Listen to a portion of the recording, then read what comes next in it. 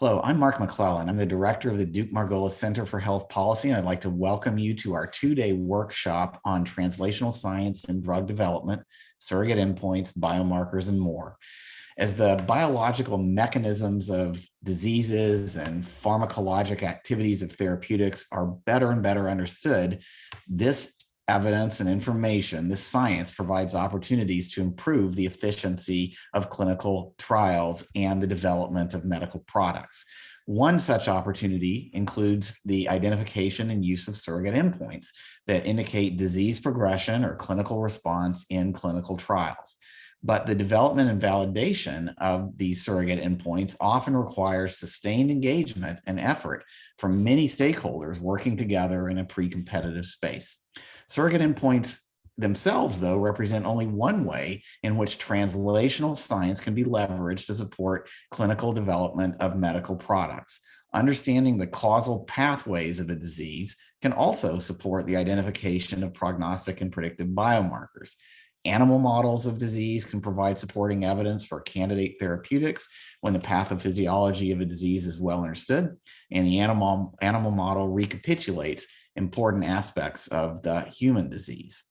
When developing these types of supporting evidence to strengthen a clinical development program, early discussions with regulators on the types of evidence and how the evidence would be used can be beneficial. And this workshop is going to focus on best practices and will provide use cases for successfully bringing forward evidence that's generated through translational science to support regulatory submissions. Stakeholders in the workshop will discuss potential barriers to using translational science to support therapeutic development and strategies that are showing real promise for overcoming those barriers. During the virtual workshop today and tomorrow, we're going to have 5 sessions featuring presentations, panel remarks, and moderated discussion covering a wide range of topics. These include successful examples of using translational science in the development of therapeutics, the identification of current challenges and opportunities for addressing them in developing innovative drug development tools and applying them to therapeutic development, the interaction and discussion among stakeholders who are developing these tools and implementing them in therapeutic development programs. Here's a reminder, I think, on the next slide about our commitment to academic independence and to avoid taking partisan positions in our work. You can find out more about our policies at the links on this slide. I also want to note that I'm an independent director for Alignment Healthcare, Cigna, and Johnson & Johnson. Next, a note that Duke-Margolis is convening today's meeting in cooperation with the FDA. This is not a federal advisory committee meeting. While we're keenly interested in input from everyone who's participating in this event, we won't be following advisory committee procedures or taking a vote at the end of the meeting to see if there's consensus. Instead, this meeting will be a success if there's an open exchange of ideas and open discussion. Throughout the workshop, we'll have opportunities for all of you who are joining us today to share thoughts and submit questions over Zoom. The workshop team supporting this meeting will review the questions as they come in. We'll route them to session moderators so that points in the questions can be raised in the Zoom chat and can be injected into the discussion, and we may be able to answer some of those questions directly. So for all of you who are joining us, if you'd like to ask a question during the presentations and at any point bring up a topic during the open discussion portions of the meeting, please type it into the Zoom Q&A box, that Q&A box that's typically at the bottom of your Zoom screen.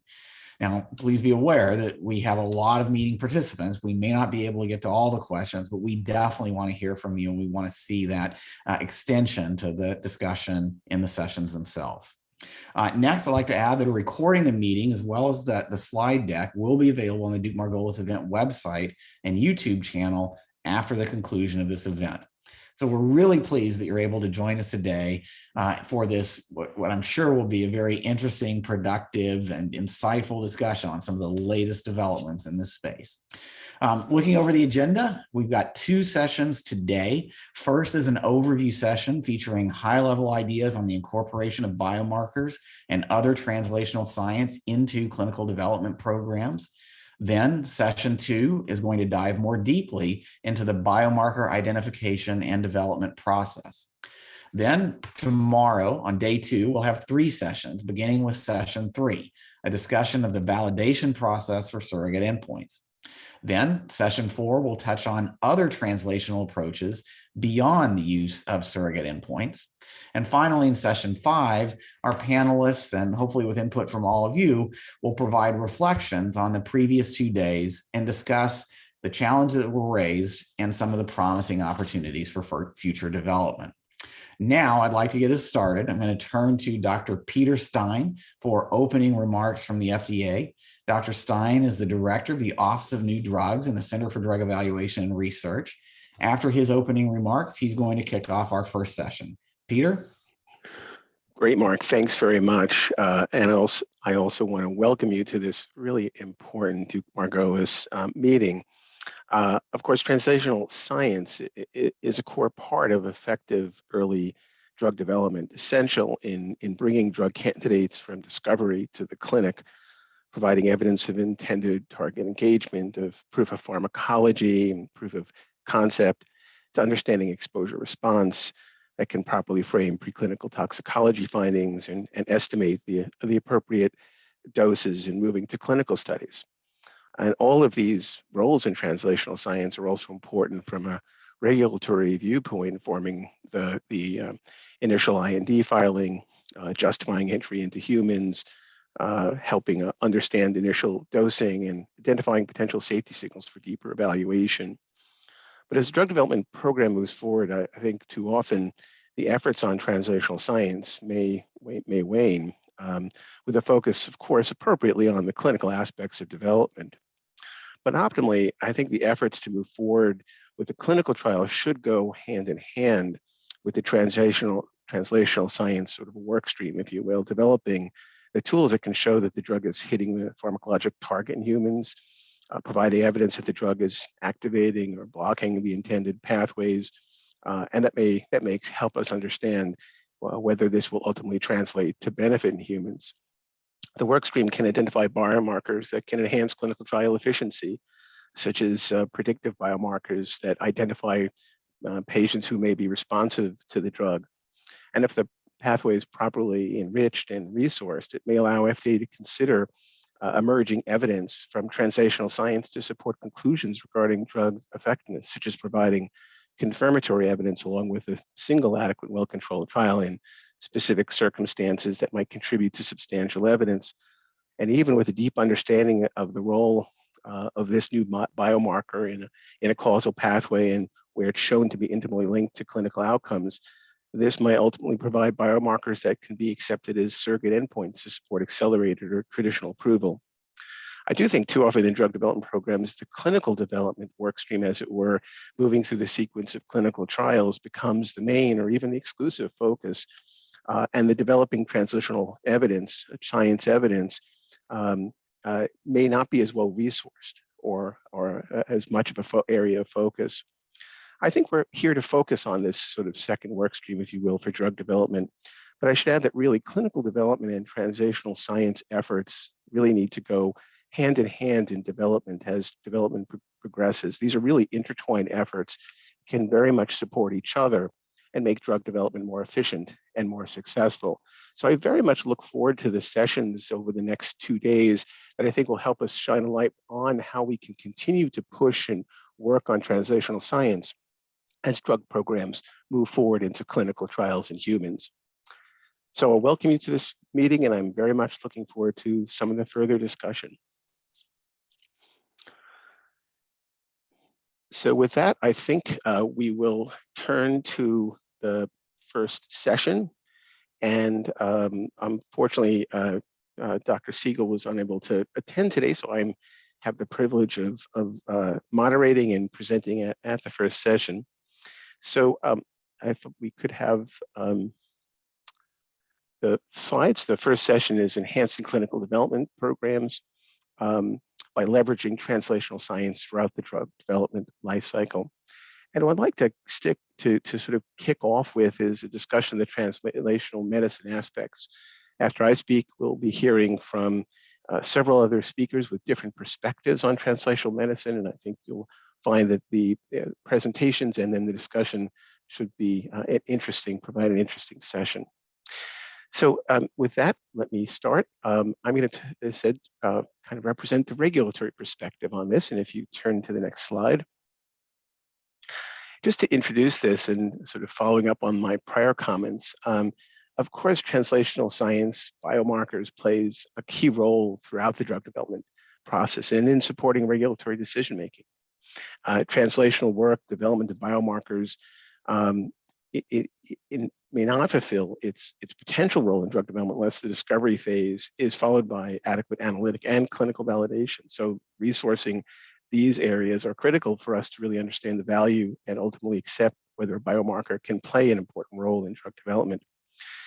It is not a sort of a single entity game. It really has to be done by partnering with drug developers, consortia. I think here can really allow drug translational science discoveries to fulfill their potential in drug development. I'll come back to that point towards the end of my talk. Next slide, please. I think many of you are likely familiar with the BEST resources. This was an effort some years ago, collaboration between NIH and FDA, to help to try to define types of biomarkers and using specific terminology. I think as we all recognize, there's a number of different ways different biomarker types are described. And this was really an effort to try to provide standardized definitions that I think is exceedingly important and useful. And I provided the link here to that resource for anyone who's interested or who's not familiar with this. Next slide. Now, this categorization identifies a number of kinds of biomarkers that can serve different purposes in the context of clinical development. I won't go through all of these types other than to sort of categorize and say a number of these are important measures of disease presence, status, and risk factors, and others are really intended to focus on the response to treatment. I might mention prognostic biomarkers, which in patients with disease help us often with enriching a population, having a higher event rate, which can make trials more efficient in their conduct.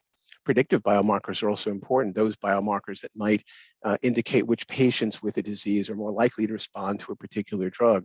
This, of course, has been used with great value in many oncology settings with molecular understanding of the molecular drivers of disease in patients who have tumors that express that particular driver.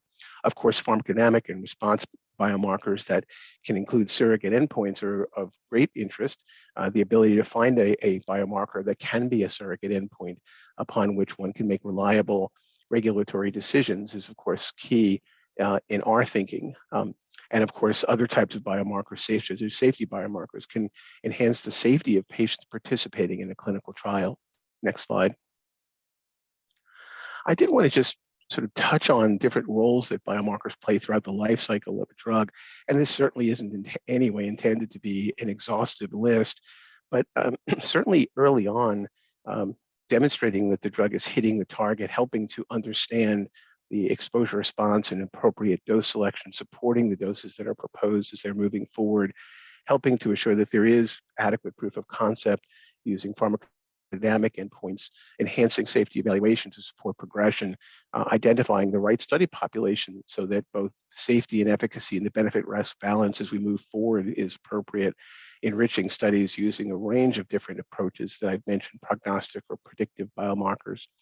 As we move into later clinical development, obviously, the ability to identify the study population for the target disease using diagnostic biomarkers, enriching the population that I've mentioned already, safety biomarkers, the importance of including pharmacodynamic biomarkers that may help us to ultimately validate those as markers that can be surrogate endpoints, and where possible, the use of surrogate endpoints, either to support accelerated or traditional approval.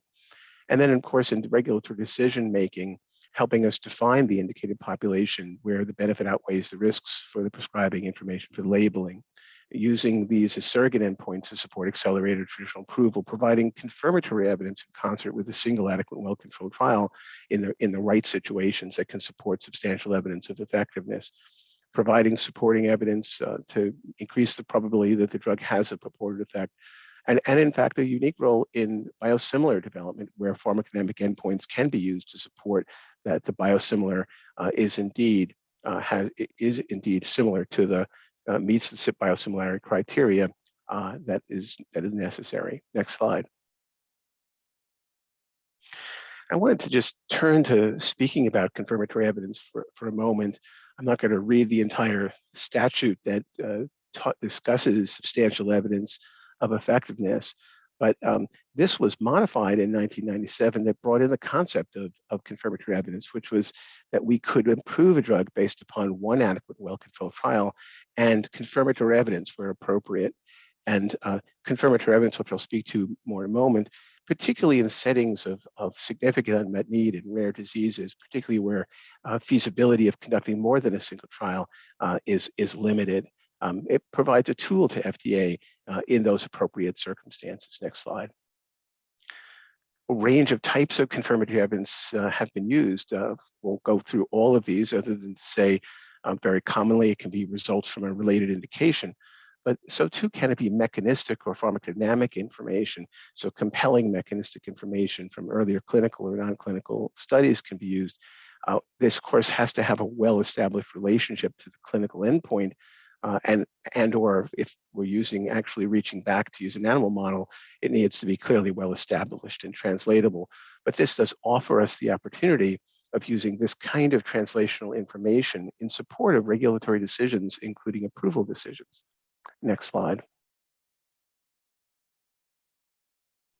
But of course, there are limitations that we have to keep in mind. We talk about important clinical endpoints that support approval as those that affect how a patient feels, functions, or survives. And surrogate endpoints are intended to predict how a patient feels, functions, or survives, but aren't direct measures of that. So it's not intended to reflect and predict a clinical benefit rather than measure that outcome. The issue with a surrogate endpoint is, of course, the benefit to risk balance is based upon assumptions regarding benefit because we're not directly measuring clinical benefit. And so there can be issues of translating from this indirect measure, if you will, to the extent of clinical benefit. There's often more limited trial safety exposure with the surrogate endpoint because the trials may be shorter and may not be as large as those necessary to demonstrate clinical benefit. But I do think we can estimate the quantum of benefit and weigh this against harm, and it does allow us to use surrogate endpoints in the appropriate circumstances. It's important to realize that there have been some notable failures of biomarkers where they fail to predict clinical benefit, even when they seem to be very likely to do so. And so there is always the residual risk that the strength or the presence of the relationship to the endpoint is not ultimately found to be valid.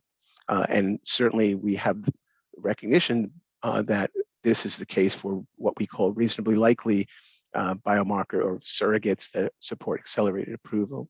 Next slide. In terms of using confirmatory evidence to meet substantial evidence of effectiveness, just a few comments on that, because I think it's going to be a theme through this next 2 days of discussions. Pharmacodynamic or mechanistic information that provides confirmatory evidence clearly must be robust, and using biomarkers that are really well understood and understood their relationship to the outcome of particular importance, the clinical benefit. I will say, as I noted, that sponsors often focus on the design of the adequate and well-controlled trial. This is especially the case in rare diseases where only one such trial is often feasible. And it's common that we have discussions that focus on the design of that single trial with relatively limited discussion of confirmatory evidence, which would be needed to go along with that trial. Now, I will say that in our guidance, we talk about the potential for a single adequate and well-controlled trial to be able to support an approval, but that is in circumstances where that single trial provides highly persuasive evidence, essentially comparable to what we would see with 2 positive trials, which is a very high bar. So it's essential, I think, to plan for confirmatory evidence early in the program, not after the fact, not when we have a single trial that doesn't provide the weight of evidence that we might get from a highly persuasive single trial, but to begin to develop what would be the confirmatory evidence early in the program. That means it's very important to work to enhance the analytic and the clinical support for proposed biomarkers, and I'll come back to this point just in a moment, and other mechanistic evidence. I think it's important to start early and to provide meaningful resources to assure that we do begin to really develop those biomarkers that could be ultimately surrogates that might be able to be used along with the single trial as supporting that with confirmatory evidence. And I emphasize it's important to meet with FDA divisions to talk about what might be confirmatory evidence where the program is intended to have just a single trial. Next slide. There are, I think, important challenges we have to think about with biomarker development. There are many diseases where the disease characteristics that makes biomarker development rather challenging, slowly progressive or rare disorders, for example, diseases that are quite heterogeneous, whether genetically or phenotypically, and differences in pathogenic mechanisms where there are multiple subtypes of disease, where there's a lack of a gold standard for diagnosis, where they might create noise for the qualification process. Certainly where there's a limited understanding of the disease pathogenesis, where we don't really understand the connections from the potential etiology, or maybe not even understand the potential etiology down to the manifestations of the disease.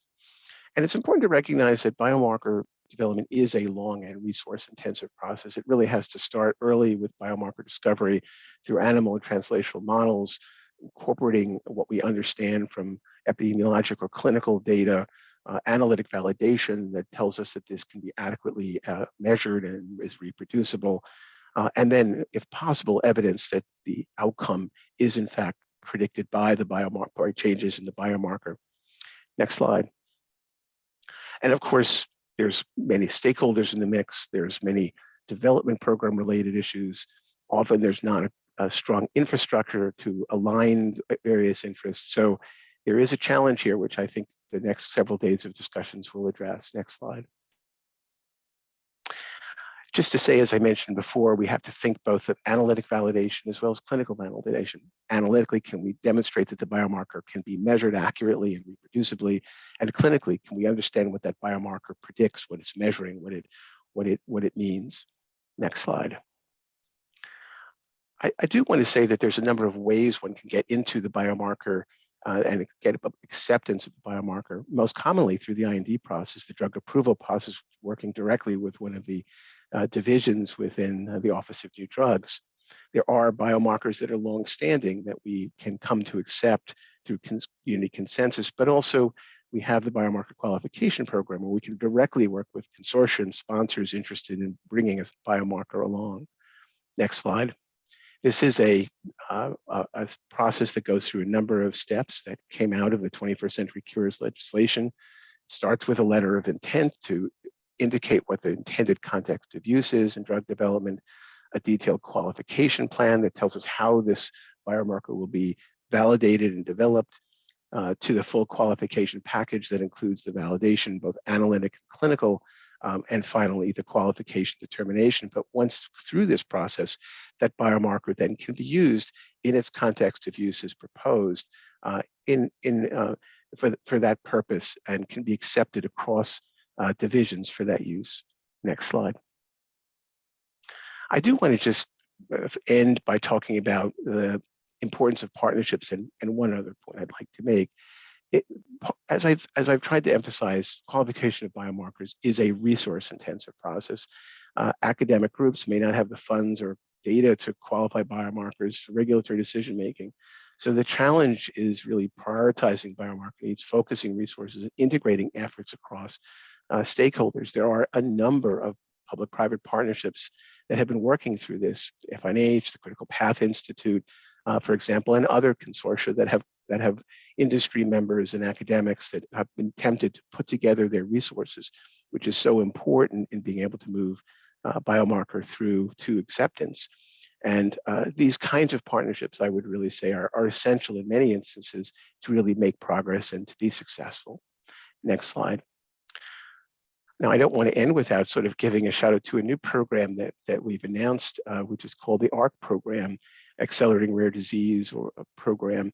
This is an investment that is being made within CEDAR to really try to speed and increase the development of effective and safe options for patients with rare disease. And biomarkers are such an important part, and translational science is such an important part of really enabling this development of drugs for rare diseases. So the mission of this program is to accelerate rare disease and to drive scientific and regulatory innovation and engagement to make treatments available for patients with rare disease. So I just wanted to flag that and mention that. Great. So next slide. All right. Well, with that, I would like to now turn to our next presentation. And that's Joni Roeder. Joni is the acting director of NCATS at the NIH. She really brings a wealth of experience. She recently led the All of Us research program to try to enable personalized medicine, and previously led the Division of Neuroscience and Behavior at NIDA and coordinate also the NIDA Genetics Consortium. And Joni, it's a pleasure to have you present at this symposium. I'll turn it over to you. Well, thank you so much, Peter, and thank you to the Duke-Margolis Center and the FDA for the invitation to be here today. That was a fantastic overview, and I really appreciate that you really hit upon a lot of the key topics that I'm going to talk about, but provide examples for, I think, more. So I think we'll have a very good complement here. I want to start just by, if you go to the next slide, please. I just want to start off by saying a little bit more about NCATS and who we are and what we do. Our mission at NCATS is to turn basic science into health solutions. And the way that we do that is through translational science. And that means that we go through every single process along the translational research pipeline. So we depict it here as a pipeline just to render that in a diagram fashion, but it's everywhere from pre-discovery all the way through to FDA review and approval, and then post-marketing analysis and forward. So this is represented here as a pipeline, but as you know, it's not always so straightforward. It's a little bit more convoluted. And our whole goal is to think about how we can approach translational research in a science of science kind of fashion.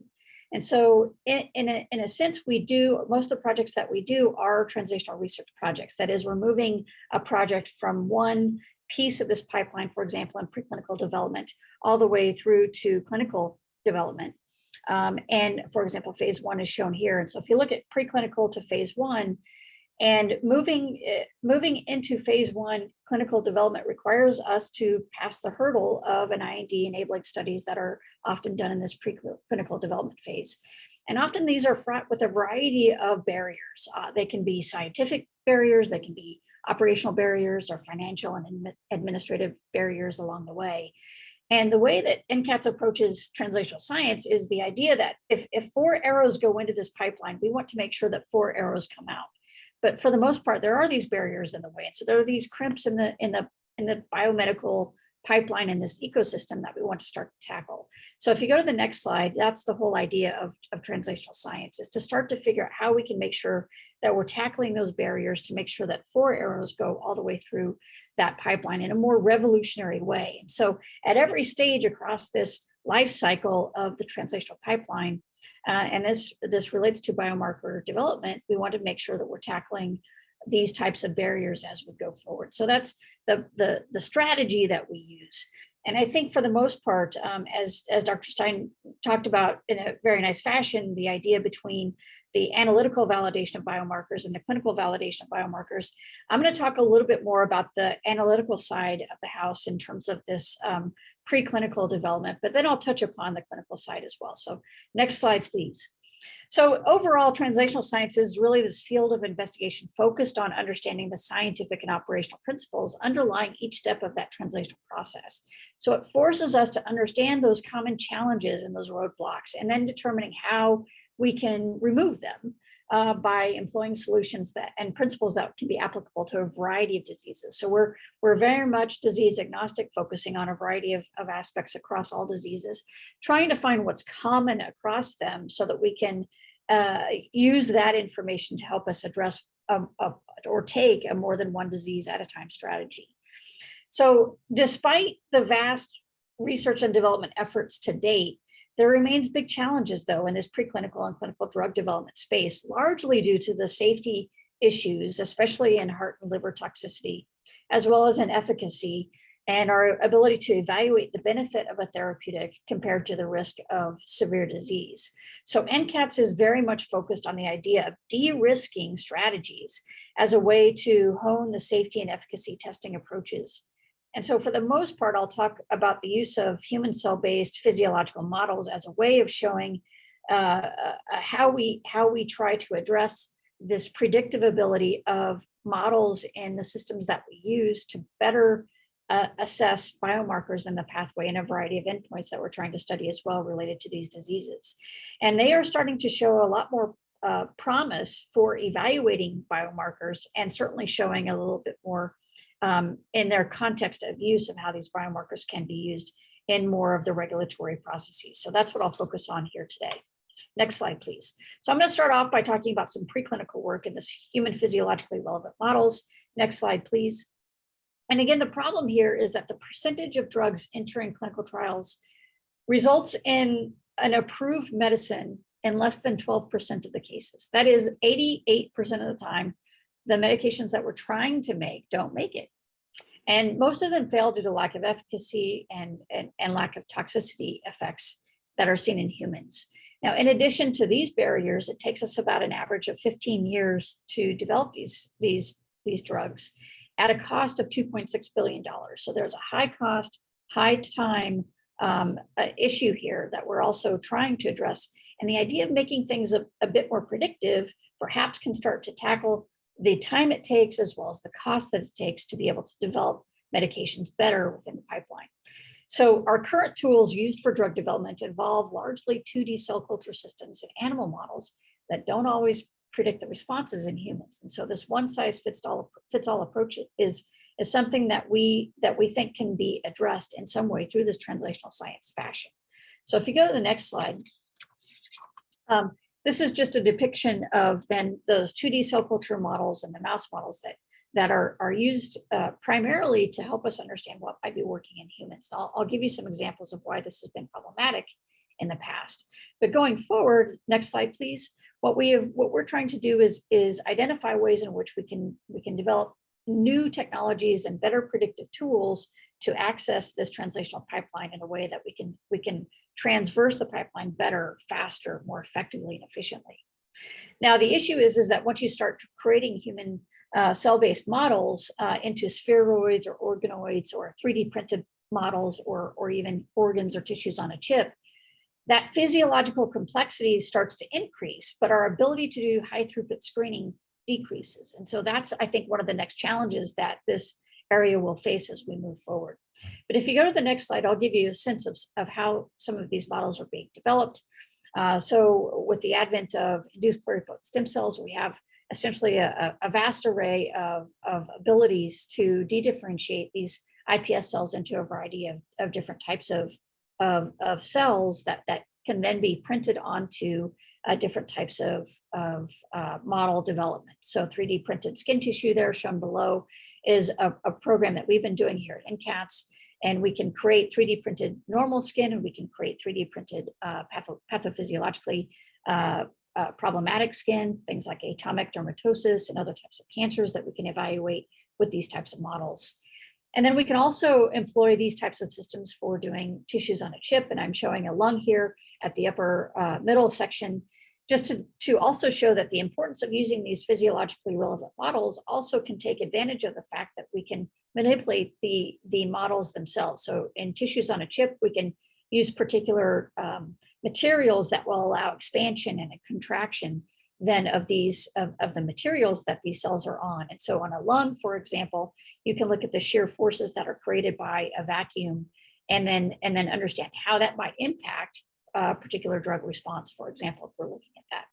And then more recently, we're expanding this into multiple tissues on a chip or multiple organs on a chip, where we're looking at heart and lung and skin and liver and so on, to look at ways in which we can look at first pass kinetics, for example. Are there medications that we want to study and look at how they affect liver toxicity, but you may not see the toxicity in liver, but the metabolites from that drug then might affect toxicity in other organs. And so these multi-organ on chips are really helpful for identifying those types of activities as well.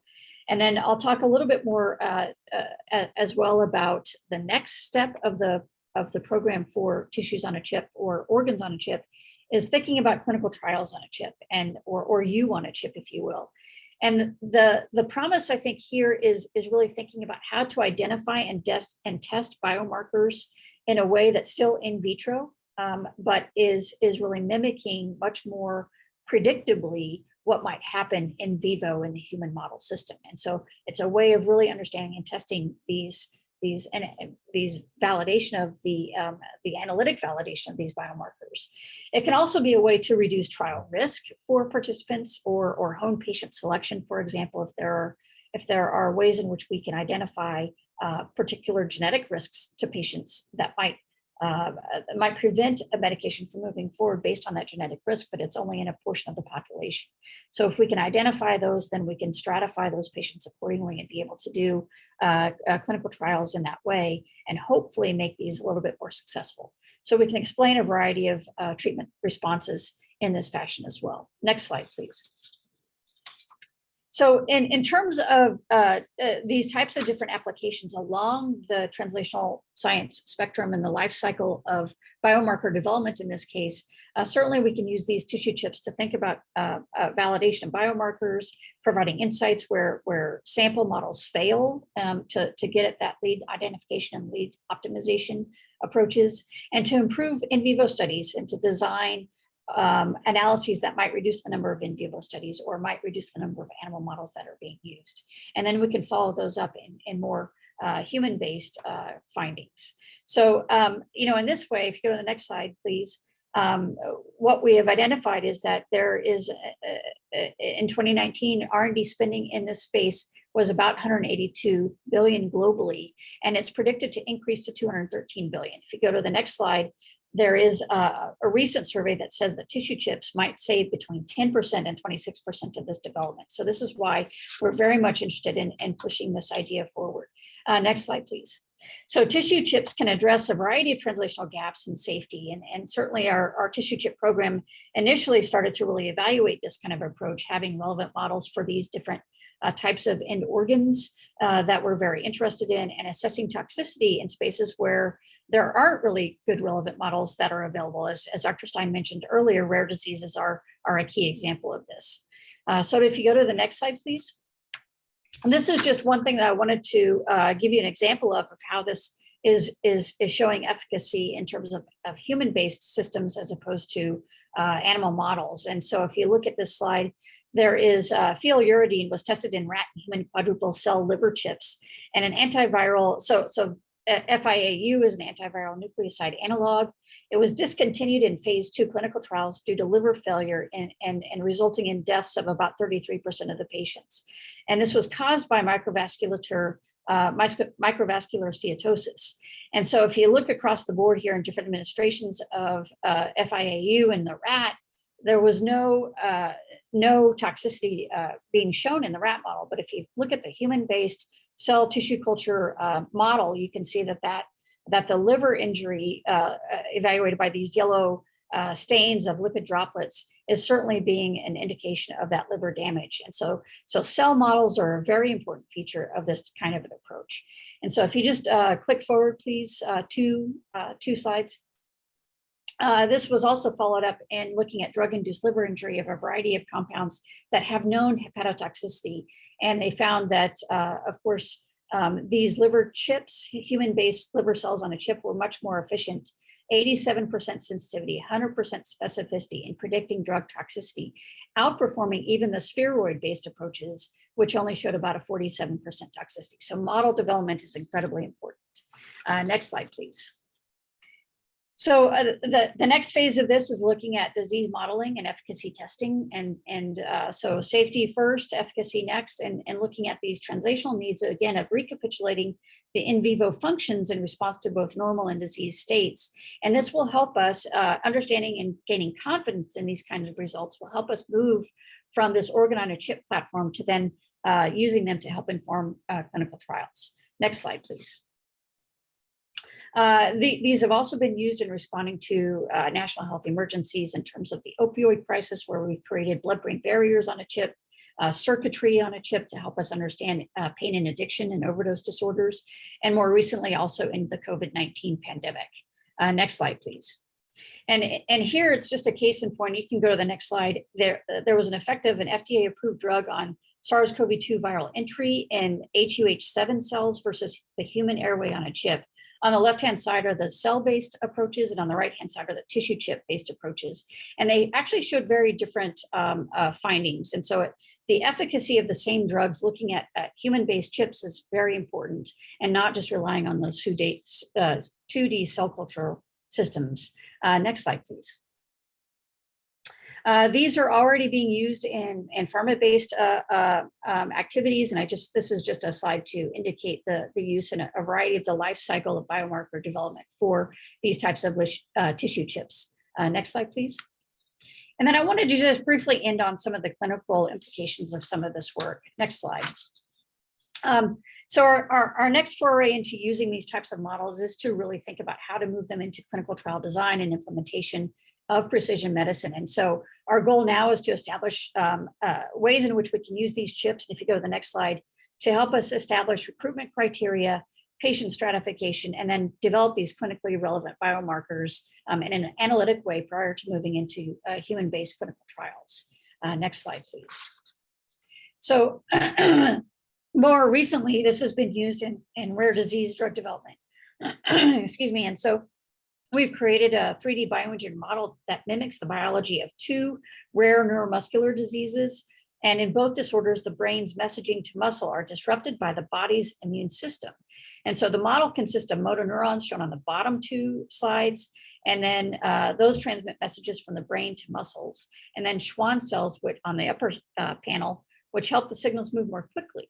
And so in these 2 cases, the immune system antibodies are being pointed to in the graph here to show that they're interfering with their activity and binding to these motor neurons. So this is a way that we can identify the mechanism of how these drugs might be able to be effective if we can see changes in these markers for development. Next slide, please. So I also wanted to just highlight a couple of funding opportunity announcements here, and there's a QR code in case you're interested, but we have a clinical trial readiness for rare diseases, disorders and syndromes. And this is really to help us with again, the small populations of patients with rare diseases, defining those contexts of use and biomarkers and endpoints paves the way for us to help us address these challenges. And so this FOA is meant to help address those gaps that have been really very successful. It's been a really very successful program to date. And I know that this will help us, again, address this gap for biomarker development, even in clinical trials for rare diseases. Next slide, please. So here we're, again, emphasizing clinical validation of these biomarkers, and we're encouraging applicants to seek advice from the FDA about drug development tool qualification programs early on in the process. And Dr. Stein talked about this as well, so I won't dwell on this, but there's a QR code to that particular qualification program as well. And I'm super excited to hear about the Accelerating Rare Disease Cures, the ARC program that FDA is supporting. Next slide is just a plug for a recent program that the FDA and NCATS put together on regulatory fitness in rare disease clinical trials workshop. The QR code is here. It happened last week or earlier this week, I think. Fascinating and a lot of relevant information, I think, for the participants in this meeting as well. So please take a look at that. And I think with that, I'm going to end, and we can stop there and move to the next speaker. Thank you very much. Joni, thanks. That was a terrific presentation, raising all kinds of, I think, really exciting, interesting points. And I'd say already I see in the Q&A box a lot of questions, which we'll hopefully get to at least some when we get to the discussion. So Joni, thank you. Well, I'd like to turn to Dr. John Wagner. John brings years of experience in drug development with a focus on translational medicine, translational science, leading clinical pharmacology and translational medicine efforts at Merck and then at Takeda. He's a past president of the American Society for Clinical Pharmacology and Therapeutics, and now is the chief medical officer at Conexa. John, pleasure to have you, and I'll turn the podium to you, as it were. Thanks very much. Next slide. So wow, these have been terrific talks already. I think we're in store for a really great workshop over the next 2 days. And thanks to Dr. Stein and Dr. Rutter. I'm John Wagner, and it's just an enormous privilege to be here today and have an opportunity to discuss with you the industry perspective on leveraging translational science. Next slide. Here are my disclosures. Next slide. And here's the agenda. So I want to very briefly introduce some concepts and approaches, and then use a series of vignettes to dig a little bit deeper, but not as deeply as the rest of the workshop, and then end with some challenges and potential solutions. And the way this presentation is structured is to focus more on late clinical development with more of a regulatory interface to some of these approaches. And as Dr. Rutter mentioned, there's an enormous amount of translational science that occurs before late clinical development. It's leveraged across drug development, particularly in discovery and early clinical development. I won't talk about that. There's just simply not enough time for all of those approaches. Next slide. Next slide. So we often talk about biomarkers enabling and accelerating drug development almost as an article of faith, but there's actually some good supporting evidence in this regard. On the left is a very simple survey methodology that was conducted by Lathia and colleagues that demonstrated that surrogate endpoints are associated with a larger number of new drugs when compared with similar conditions for which those surrogate endpoints did not exist. The same is true for efficient clinical endpoints, by the way, but the point is really the same with regard to translational science. Long and colleagues more recently took a different, more quantitative approach on the right, and they found that drug approvals had a higher probability of success with a biomarker as opposed to without a biomarker, and these kinds of works reinforce our beliefs about biomarkers in drug development. Next slide.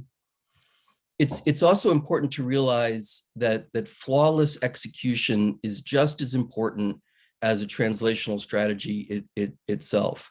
On the top left is Dr. Stephen Paul's seminal paper in which they looked at in a very quantitative model-based fashion on the probability of successful outcomes and some of the economic implications of that. And one of the very most important levers is phase 2 probability of technical success. And in part, that is dependent on operational excellence. Not only that, but speed of development is very important in the industry. We've seen how important and impactful speed is for patients in the COVID pandemic. But long before COVID, it was clear that as you can see in the left lower quadrant here, that the first to patent didn't predict the most successful drug. And why is that? That's because in many cases, a more efficient and speedy development path led to a first approval or a better overall package for a particular therapeutic. And in fact, you can conclude that the industry competes on the basis of execution. If you go to the next slide, I just wanted to summarize a couple of these approaches. The problem statement is clear. The biomarkers and translational strategies being one of the solutions is also equally clear. And then there's some subpoints here that are important to enumerate. Biomarker strategies are numerous. We're quite familiar with many uses of biomarkers and surrogate endpoints in drug development, but there's newer approaches like multi-component biomarkers or digital biomarkers that are increasing. Translational mechanism of action is very important.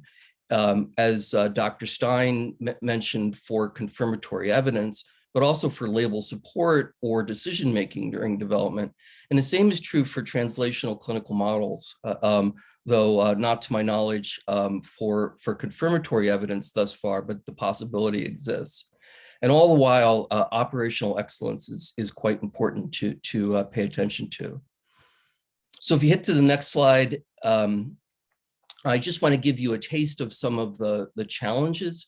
We'll return to these at the end of this presentation. I won't dwell on them here. Next slide. And next slide. So LDL, starting with LDL, it's a very familiar example, and it's essentially qualified on a mountain of epidemiologic and randomized control trial data. And it's really been crucial for the approval of a number of LDL lowering agents, including most recently PCSK9 agents. And there's also been some really cool innovations like at-home testing that opens up trial screening or care at home that is relevant here. And yet, even for one of these best qualified biomarkers, there's questions that remain, particularly on generalizability of different mechanisms of cholesterol lowering agents. And on the right is an example with anacetrapib, a CETP inhibitor that has strong LDL lowering activity, but really only had a very minor effect on cardiovascular benefit. And I don't want to dwell on that mechanistically, but just to emphasize that even in with our best tools, there are questions that remain. Next slide. A more recent example of a biomarker tool in drug development is measurable residual disease, MRD. And it's both a prognostic biomarker and a surrogate endpoint. The concept has very strong face validity and experimental support. And essentially, the idea is that the remaining cancerous cells, the more remaining cancerous cells that are detected, the higher the chance for relapse. This concept has been important in approvals for ALL, but it's also been extended to AML and multiple myeloma and other conditions. This slide is courtesy of Joe Manetsky and Steve Hoffman at the FNIH, and I do want to emphasize, as Dr. Stein did, that consortia approaches like the biomarkers consortia are quite important in driving some of these biomarker qualification kinds of projects. Next slide. Another important innovation is the trend towards an increasing use of multi-component biomarkers in drug development. And there's several multi-component biomarkers that are being used as prognostics for NASH. One example is ELF, Enhanced Liver Fibrosis Test. It's a multi-component biomarker that combines measurements for 3 different kinds of hepatic extracellular matrix markers and generates a single numerical score. And it's predictive of progression to cirrhosis, and it's finding an increasing utility in the bottom table for different kinds of clinical trial settings. Thanks here to Andrew Billen, Mark Dresser, and Scott Patterson at Gilead, who are actively using some of these approaches in their studies. Next slide. So in my opinion, one of the most striking uses of translational science in drug development is demonstrating substantial evidence of effectiveness with one adequate and controlled clinical study with confirmatory evidence. And that confirmatory evidence can take the form of translational kinds of evidence.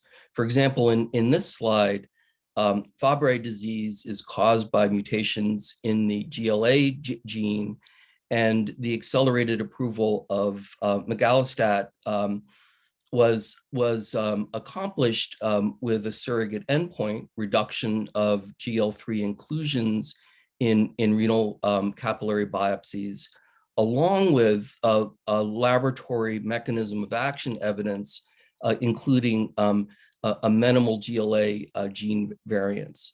This is a generalizable example, but it's a very important use of translational evidence in drug development, particularly in late drug development. Next. Even when the kinds of translational mechanism of action are short of an approval, they can be very useful in labeling. And this is an example of a clinical pharmacology section of a label that includes mechanistic data for the combination of sitagliptin and metformin in a fixed dose combination treatment. And in the clinical pharmacology section of the label, the mechanism is enumerated. And it's important to point out that these findings are also successfully translated from preclinical animal models to the clinic, although the preclinical information wasn't in the label at the time. Again, this is a wide-ranging concept of mechanism data that's very important and helpful in drug labels. Next slide. So meanwhile, biomarkers themselves are undergoing significant innovation, and we've seen really revolutions in areas like MRD and omics and single-cell RNA-seq. And right now, digital biomarkers and digital health technologies are similarly taking off.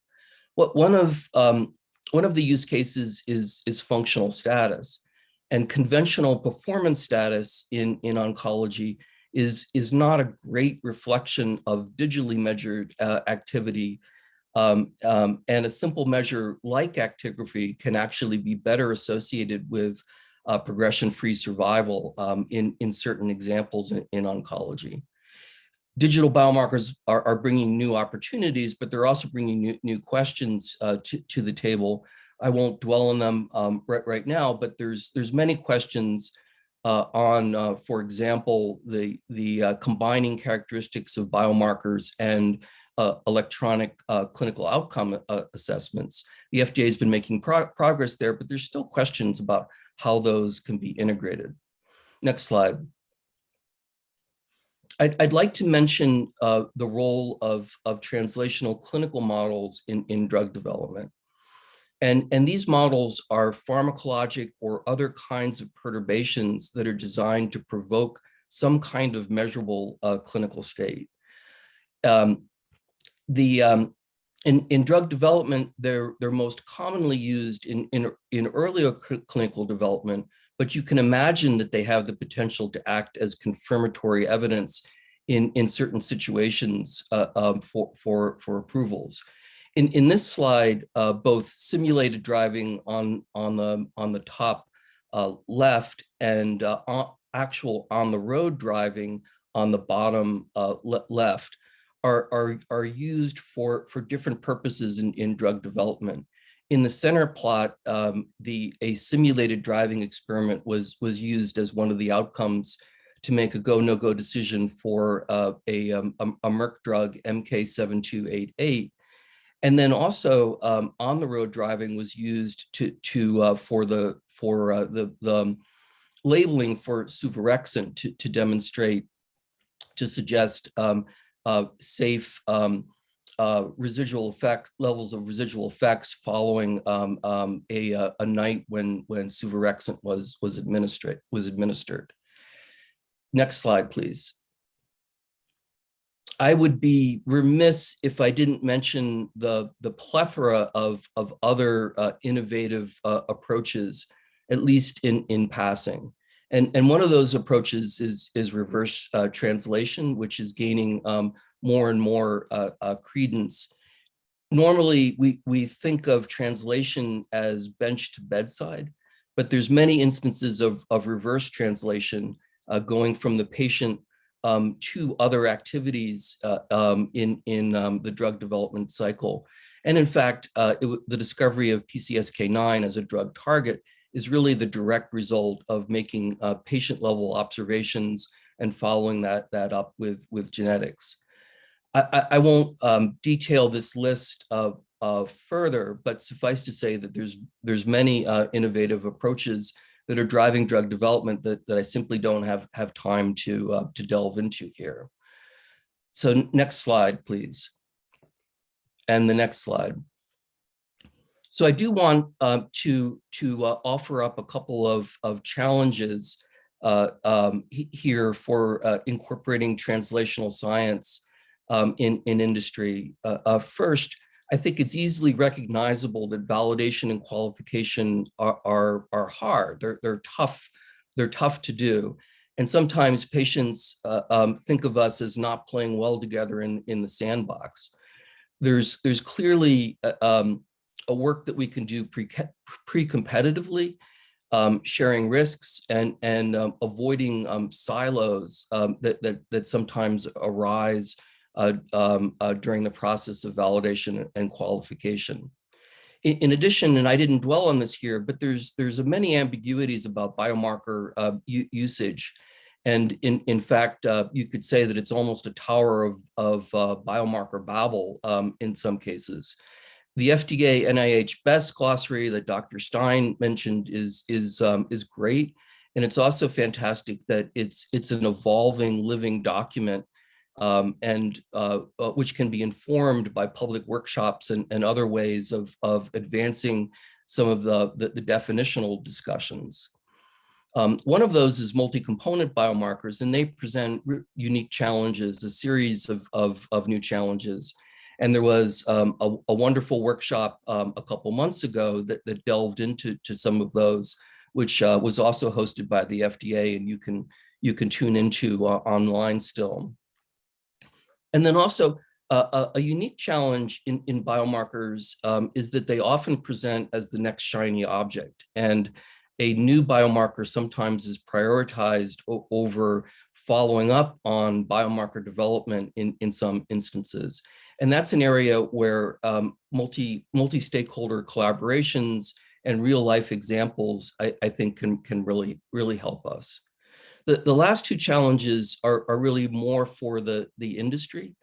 But whenever you have a quantitative approach like biomarkers, it's very important to have pre-specified goalposts. And if you don't, you can sometimes end up in trouble because you don't know that you've missed the goal if the goalpost isn't there.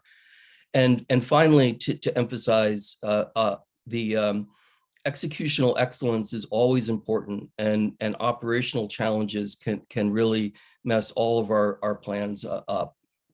So with that, I'd like to just acknowledge in the next slide some of my colleagues that are across the .com, .edu, .gov, and .org space.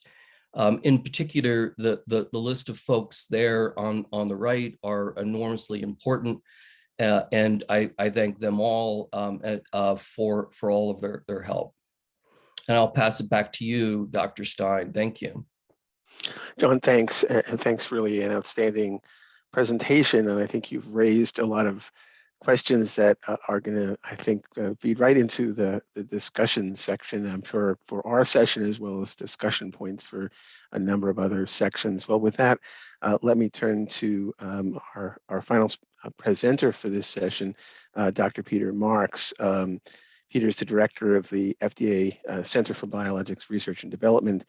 He is a hematologist oncologist with experience in industry and drug development, and with a distinguished academic career in hematology. He joined FDA as deputy director of CBER in 2012 and became the center director in 2016. And Peter, I'll turn it over to you.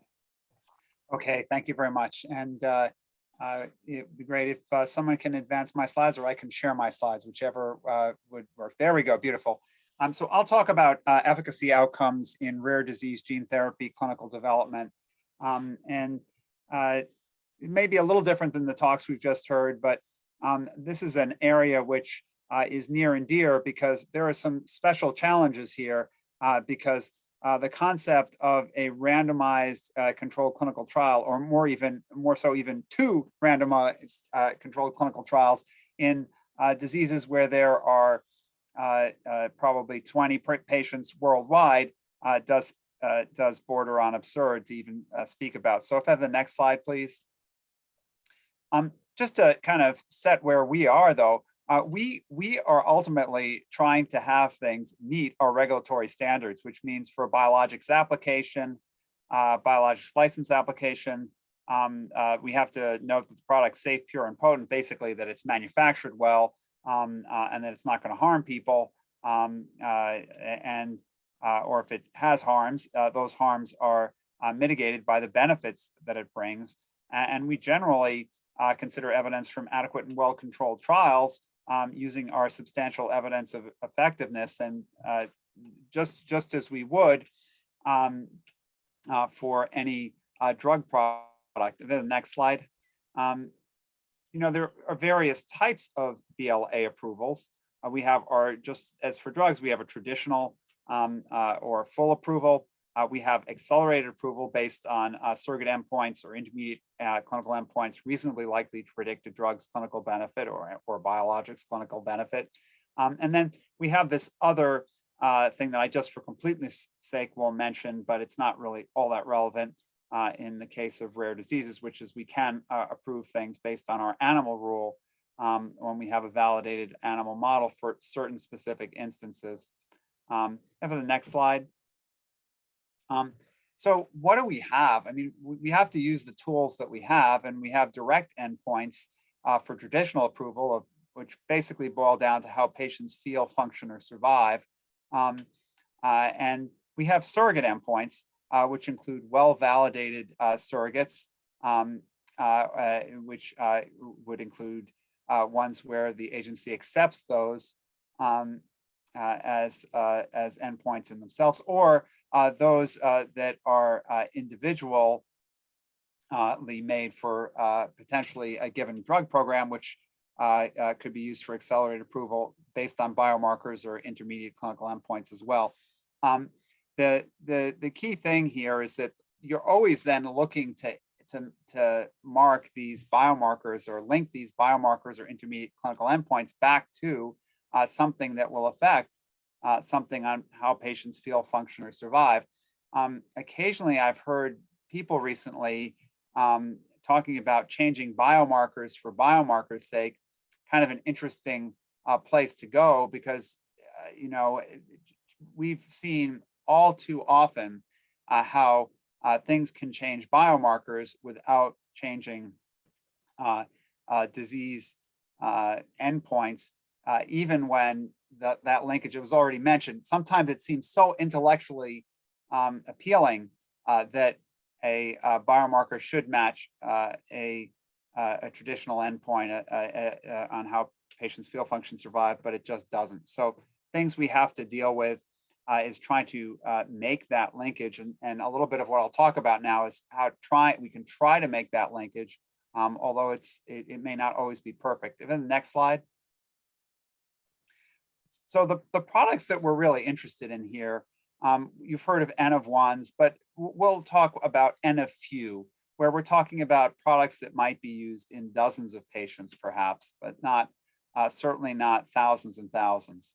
And this gets to this concept of individualized medicine, of creating the right drug to treat the patient. This is a little bit different than personalized medicine, where you had drugs on the shelf and you're looking for biomarkers in the patient so that you can pull the drugs off the shelf. Here, you're basically creating the drugs to help the patient. Now, we break them down for the purposes of what we do, at least into broad categories of products that are customized.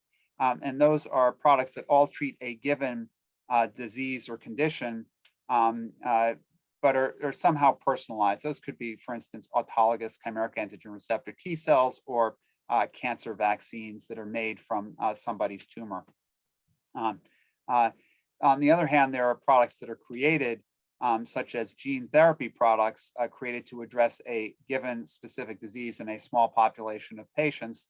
And they might leverage things in common between the different products, such as reuse a given vector backbone, but ultimately you're creating the product for the individual. I have the next slide.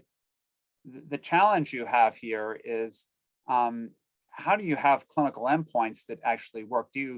How do you appropriately document the natural history of disease or collect baseline data so that when you intervene, you can know that something is changing? Because again, as I've already mentioned, doing randomized controlled trials here could be challenging. And so ideally, in some of these very small populations, you're looking to see if you have good documentation of the natural history of disease. Have you altered that with the intervention? Obviously, it's easiest to demonstrate this when you have a very steep decline in function, and the intervention that you make in terms of a drug or biologic has a very marked effect on that. Good example of that is onasemnogene, which is the gene therapy for spinal muscular atrophy. There, you have a downward course where within 2 to 3 years, children go from being born to dying of complications of the disease. And when you intervene with a gene therapy early on, they are essentially normal. So pretty easy way to see that. But there are a lot of places where we don't have that kind of rapid natural history or marked change due to an intervention. And then we have this issue that just can't be escaped, that because it's great when you have big changes, but when you have smaller changes, determining efficacy in small populations can be challenging. You can have the next slide, please. So what can we try here? In terms of solutions, well, for this issue of these small populations where you need baseline data, we can try to have templates and have people collect that more efficiently, even before the therapeutics are being developed. It's something that patients can do in the here and now, and sometimes it's just helpful for people to be able to do something. And as long as they do it in a manner that is well done, so that it could be potentially used for regulatory purposes in the future, I think it can be very helpful. That's the rationale for using templates that might help it to be done efficiently and correctly. And then there's this other concept of using a Bayesian clinical trial designs, where this concept is, instead of having a predetermined efficacy bound, you're basically, or a predetermined statistical design with all the different bells and whistles like we normally have. You have a statistical design where every patient comes through and the probability is reassessed, and you determine a threshold that is crossed in order to declare efficacy. Now, the next slide. There is, though, this important potential for surrogate endpoints here.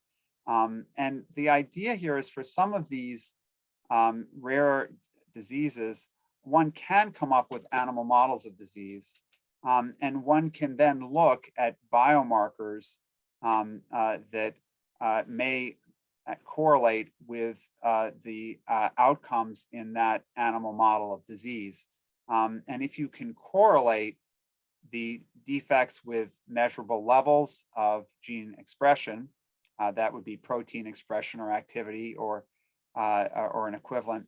If you can correlate that, and then also correlate an intervention in essentially remediating that defect, and then see the outcome in the animal model, and you can convince yourself that, at least in the animal model, that protein expression or activity change has an effect on the outcome, you can potentially try to bridge here in these small populations to using a biomarker that might help at the end of the day predict an outcome that you see in the individuals as well. So the idea here is to bridge animal models to findings in human clinical trials to help get us towards accelerated approval. And for these really small populations where it can be very challenging, and the reason to need to use biomarkers here is that, particularly in the set of diseases where you have neurologic decline that can occur over the course of years, if you were to try to use the clinical endpoints in the patients, it could be very challenging, at least for an initial approval, an initial accelerated approval, such that the biomarker could allow you to at least get something over the finish line, so that then you could come back in the 5 or 7 years that you might need to demonstrate the clinical benefit. This also, by the way, as an aside, brings up the issue of potentially having to be patient about getting confirmatory clinical evidence. And that's something else that we can talk about in the discussion. If we have the next slide.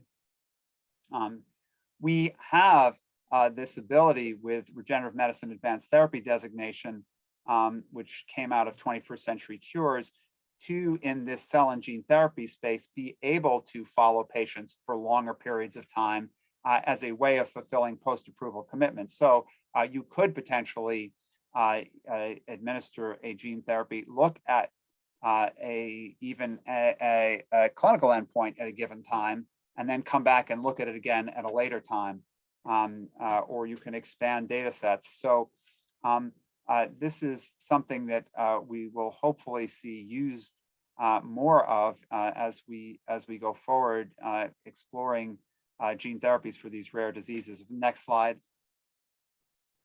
There are things also, if people are thinking about using the pathways that I've talked about here, of trying to bridge a biomarker for accelerated approval using an animal model into these small disease populations, I'd highly recommend that they come in for an early meeting with the agency, such as one with the Interact program that we hold, because it's non-binding.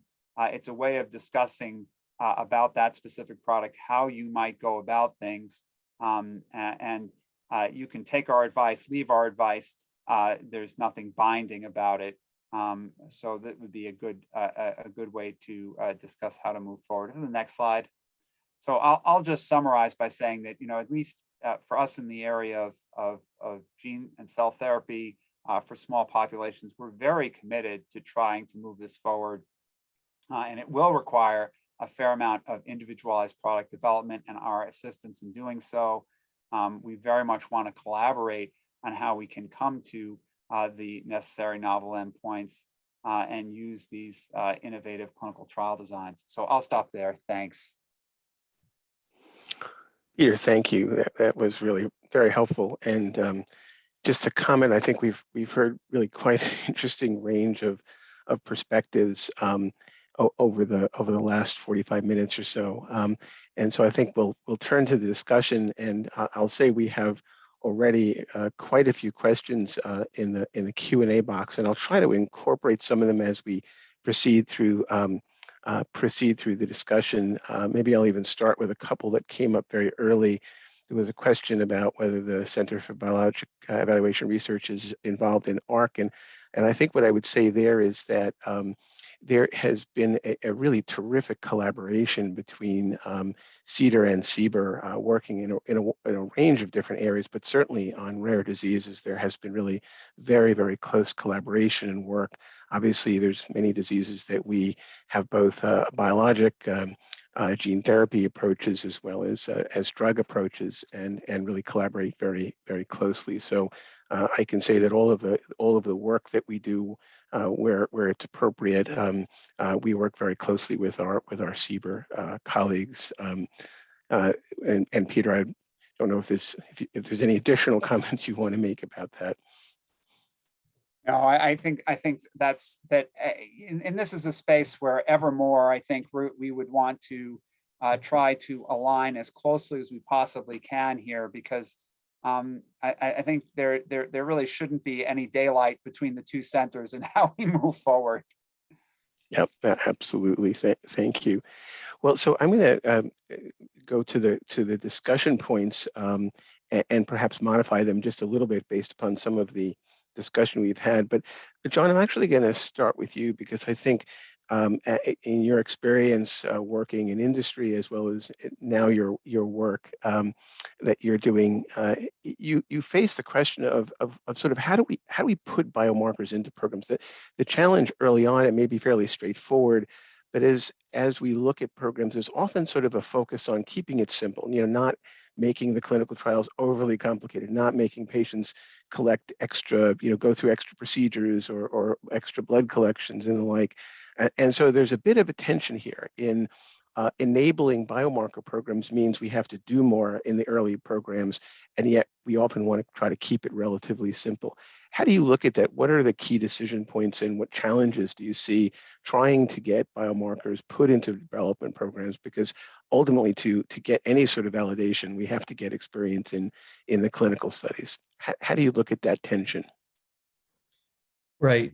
So thanks, Dr. Stein, for that terrific question, and it's the answer is incredibly lengthy. So I'll cut you off when I need to. I'll try to abbreviate a bit, but I think it's in clinical drug development, it's important to separate early clinical development from late clinical development. But one unifying theme is that if you're talking about biomarkers, you need to start working on especially a novel biomarker quite a while ahead of time. So as an example, a PET imaging biomarker for a neuroscience drug is actually its own drug development program and needs to be started years ahead of the clinic in order for it to be effective. But that's generally true. It always takes longer. If you're talking about putting a biomarker in a clinical program, you should already have done it. In early clinical development, the biomarker usage is really, from a sponsor perspective, up to the sponsor. And if the evidence hits the level of confidence that the sponsor requires, it can probably be used in that clinical study. Later on, it's more of a conversation with regulators, and then that also is a need for that long runway in order to make sure that everything is done well in advance. The late development use of biomarkers, whether it's a biomarker that's used mechanistically for confirmatory evidence or for decision making, or it's a surrogate endpoint, is going to need some kind of work that's done to make sure that it's analytically valid and clinically valid. If that's not been done, it's going to take a while to do that. There are ways of basket studies or informational designs that could be used to pick biomarkers within a clinical study, but that's the exception rather than the rule for that. So the simple answer to your question is, the simplistic answer to your question is that you need a runway in order to decide when those for which to decide whether those biomarkers are going to be included, and you need to have sufficient evidence to make sure that you can use them. I would also point out that it's not necessarily an added patient burden. In some cases, for example, with certain digital biomarkers, you can reduce the number of patients, or with a surrogate endpoint, you can reduce the number of patients who might be required to complete that study, and that would be a benefit to patients, reducing overall patient burden. John, that's very helpful. Peter, I want to turn to you and follow up something, sort of John's answer, but also the comments that you made in your presentation, which I thought was really interesting. You were pointing out the really marked challenges we face when we're dealing with programs that are exceedingly small, handfuls of patients, 20 patients, I think you mentioned, and the potential value of developing biomarkers within the program that can actually serve as potentially even surrogate endpoints for accelerated approval. But that would require a fair amount of investment in doing so and in validating the analytic validation and trying to correlate it closely with outcomes. And I guess the question is, how do we view those challenges? How do we enable companies? You mentioned the Interact program starting early, but how do we assure that that is done? I know it's kind of heartbreaking when we have this potential biomarker, but it really, both analytically and clinically, hasn't kind of gotten to the point where it's sufficiently robust. How do we assure that doesn't happen? Is there advice you could give to folks to sort of make sure that the biomarker is mature when we need it to be mature? How do we do that? Yeah, it's a great question, Peter. And one of the reasons why we've been working with NIH and CATS, National Center for Advancing Translational Sciences, and Foundation for NIH and the Bespoke Gene Therapy Consortium, it's kind of a broader issue of trying to come up with kind of, there's what we do know. We don't always know exactly how to do it right, but we definitely know how to do it wrong. And the idea is to perhaps come up with a playbook that tries to help those who are trying to develop such models think about what they need to do right up front in order to try to get it right, or to most likely get it right. And I think part of the issue too here is for some of these very small populations, we don't need perfection, but we need something that we feel is reliable. And so getting that, just that amount of data and focusing on getting that quality data on something is really, I think it's important. It's a little easier with gene therapy because there you can make an intervention that you are pretty sure is going to hopefully have an effect. And if you don't see a change appropriately in that biomarker, you know that you've chosen unwisely. So I think we need to try to help develop some paradigms and then allow those to be reused.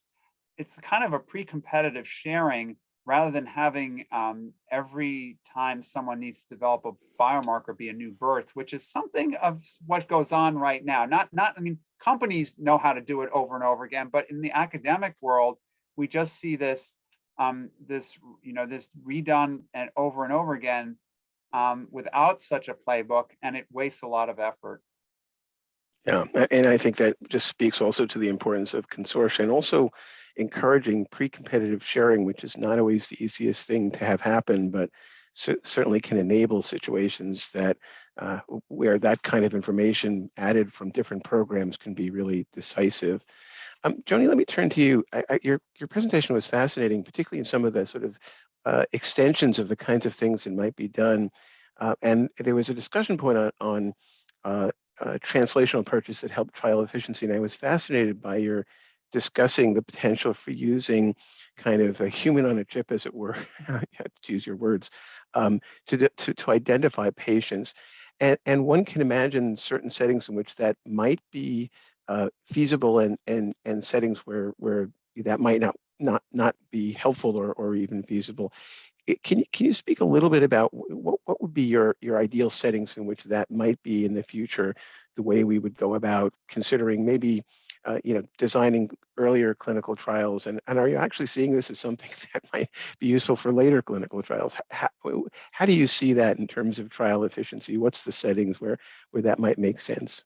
Yes, well, thank you for that question. And it is a long answer as well. I would say it's because it's multi-pronged. And, in terms of trial efficiency, it's also about this, all of this development in the preclinical space. And I mentioned the study where they looked at rat liver on a chip and human liver on a chip, and they found quite huge discrepancies that accounted for or likely accounted for the toxicities that were seen in the human clinical trials.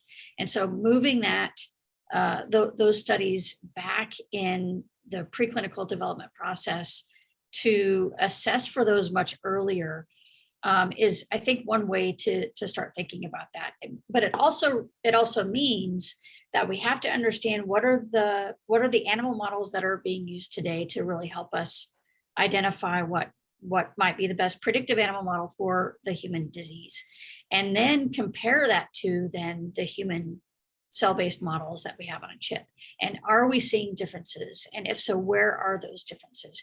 And I think that's where we need to start first, is using those human-based platforms and those the clinical trial on a chip or the multi-organ chip platforms to start to understand where those differences and distinctions might be, and start to pull those apart so that we can get better and smarter to predict where those differences are going to be, and then build those platforms moving forward. And ultimately, when it makes sense, then you can think about using those models as the approach moving forward for predicting in clinical trials.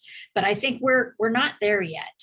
There's still a lot more work to do, and so that's sort of that comparative analysis of the animal models and the human-based cell organ on chip platforms. In terms of clinical trials on a chip or you on a chip, I think we're still, again, early in this phase, but the work that we're trying to do right now is to think about how we can do a better job representing the mutation spectrum from larger numbers of donors and induced pluripotent stem cell donors that are either derived or commercially available cell sources from different patient populations that then can help us really look at that variability in response and understand whether that's due to genetic variability or if that's due to a model variability. So I think addressing those sort of critical needs for the rare disease population, in fact, this is where that's going to become really, really valuable, because there are N of 1 instances or less than 20 people that are out there who need this help. And so I think from the rare disease population perspective, expanding those patient population sizes with those in vitro surrogates is certainly a key option that we have moving forward. It will be earlier in the clinical trial phase, and I think that's sort of where we are now. Yeah. Oh, that's very helpful. And I thought your comments were fascinating in terms of sort of bridging between animal models and these in vitro human on a chip models. Because I think the experience is that obviously there are animal models which we found to be translational and are predictive, and ones that are surprisingly not, and human on a chip models that are not predictive and ones that are predictive. Right. And so correlating these and trying to understand where these are both, where one can replace the other and where that doesn't work, is going to be something really important as we gain more and more experience with this. So it's really kind of interesting. John, I might turn to you. You were talking about a range of different biomarkers, but the issue of biomarkers that can enhance trial efficiency using predictive biomarkers. I'd be curious your experience with that. Obviously, there's advantages early on where we can potentially have a more efficient trial and even later in development, but there's also limitations of that. Obviously, that has implications for labeling, for example, or the patient population that might ultimately where the indication might be, or it might have implications in terms of gaining experience in a broader population.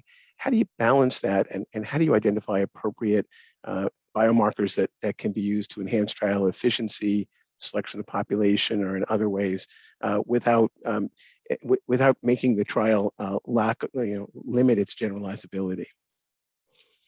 So again, that's a multi-pronged question with John, I always like to throw you the softballs. That's why. A potentially very, very lengthy answer. But I think the crux is that, of course, biomarkers have many utilities, right? And there can be biomarkers that are used for patient selection that can drive the efficiency of a study, and biomarkers that can be used for measurement of safety and toxicity that can be used to protect patients. And there's biomarkers that can be used, pharmacodynamic biomarkers that could be used to understand the potential efficacy.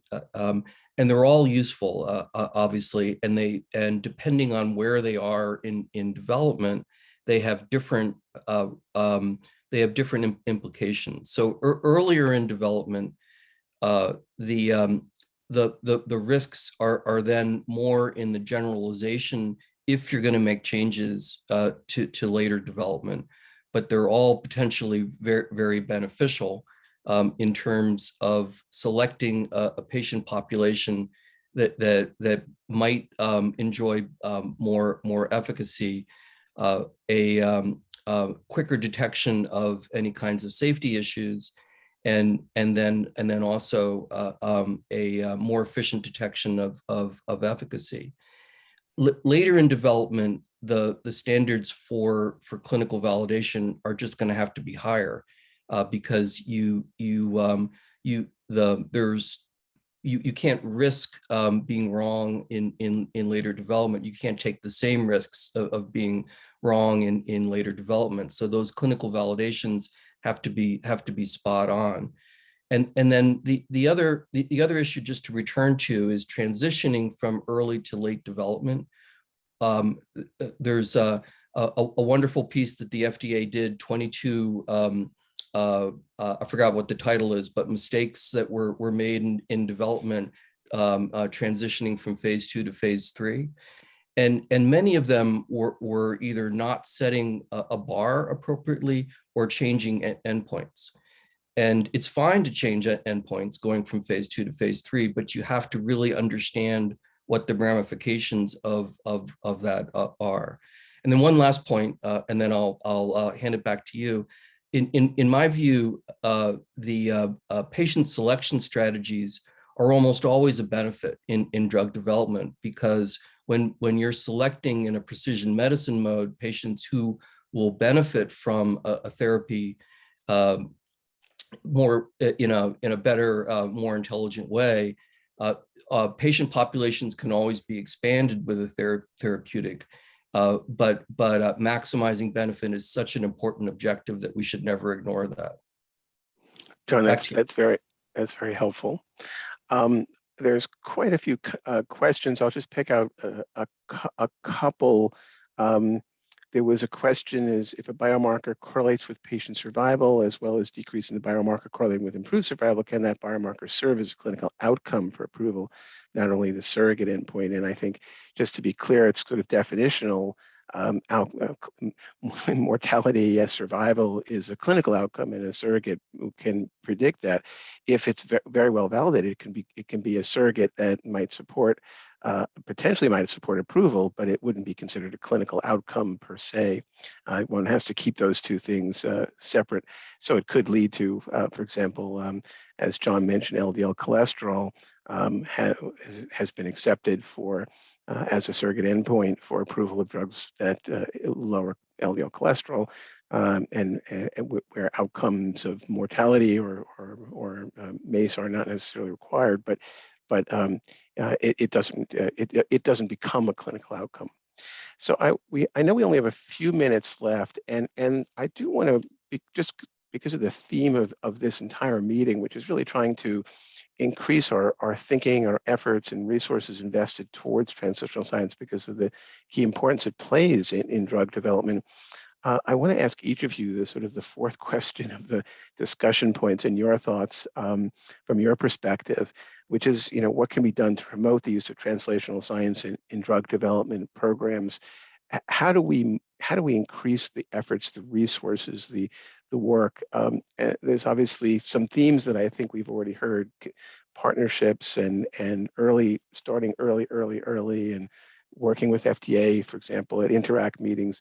But I'm going to pose the question to each of you: what would be sort of your top 3 thoughts about how do we promote translational medicine drug development? How do we move it forward?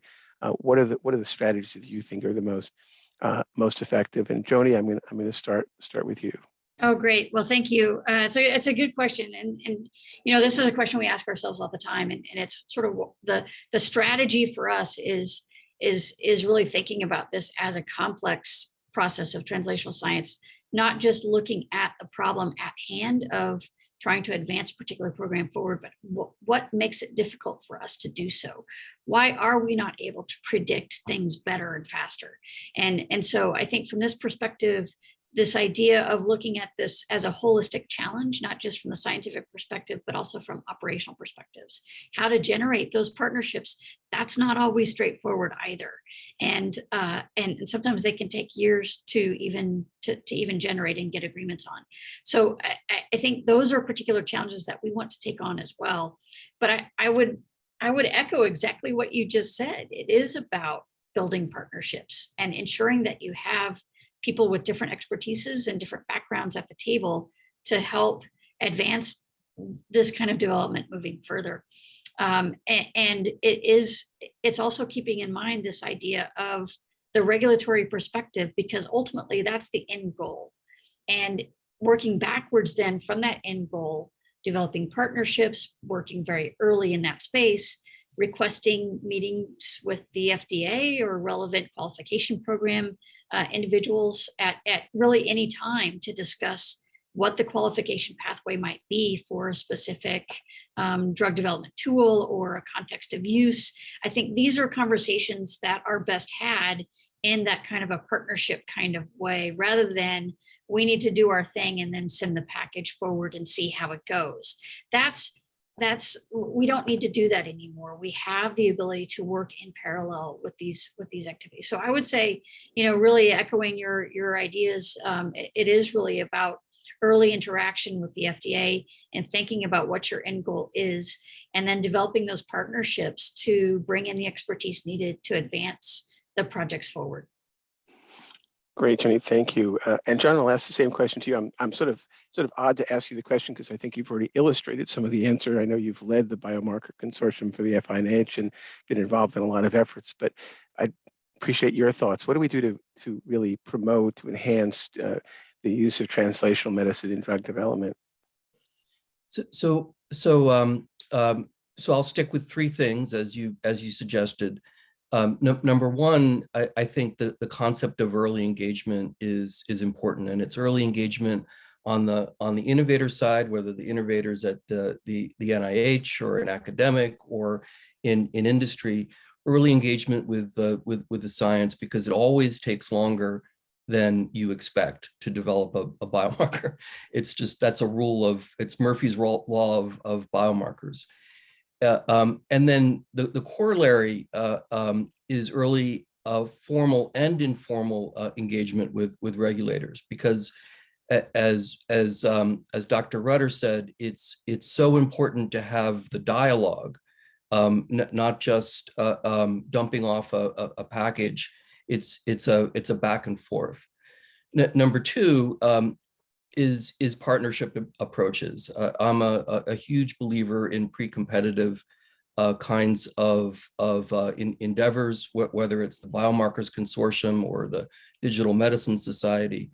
That approach across stakeholders is so important. And then I think one very simple thing, the third thing that we can do to promote the increased translational science use in drug development is publication, and publication not just of success, but of failure, so that we can guide folks where things are going right and where they're going wrong. Back to you. Great, John. I couldn't emphasize your last point enough. Absolutely. And Peter, let me end this session with you. Your thoughts on how do we promote translational medicine development? Yeah, I think I don't have a whole lot to add, because I do think it's about making the communication work, encouraging the sometimes painstaking work to be done to get the correlations that need to happen to be able to make the connection from biomarkers to clinical outcomes.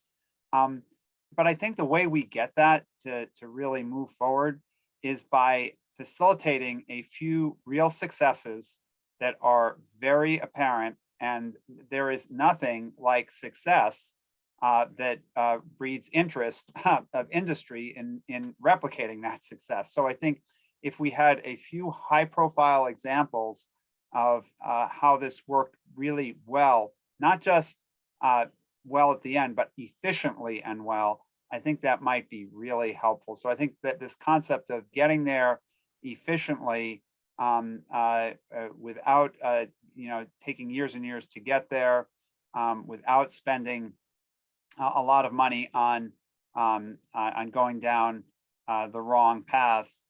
That might be a way to get more sponsors interested in moving in this direction.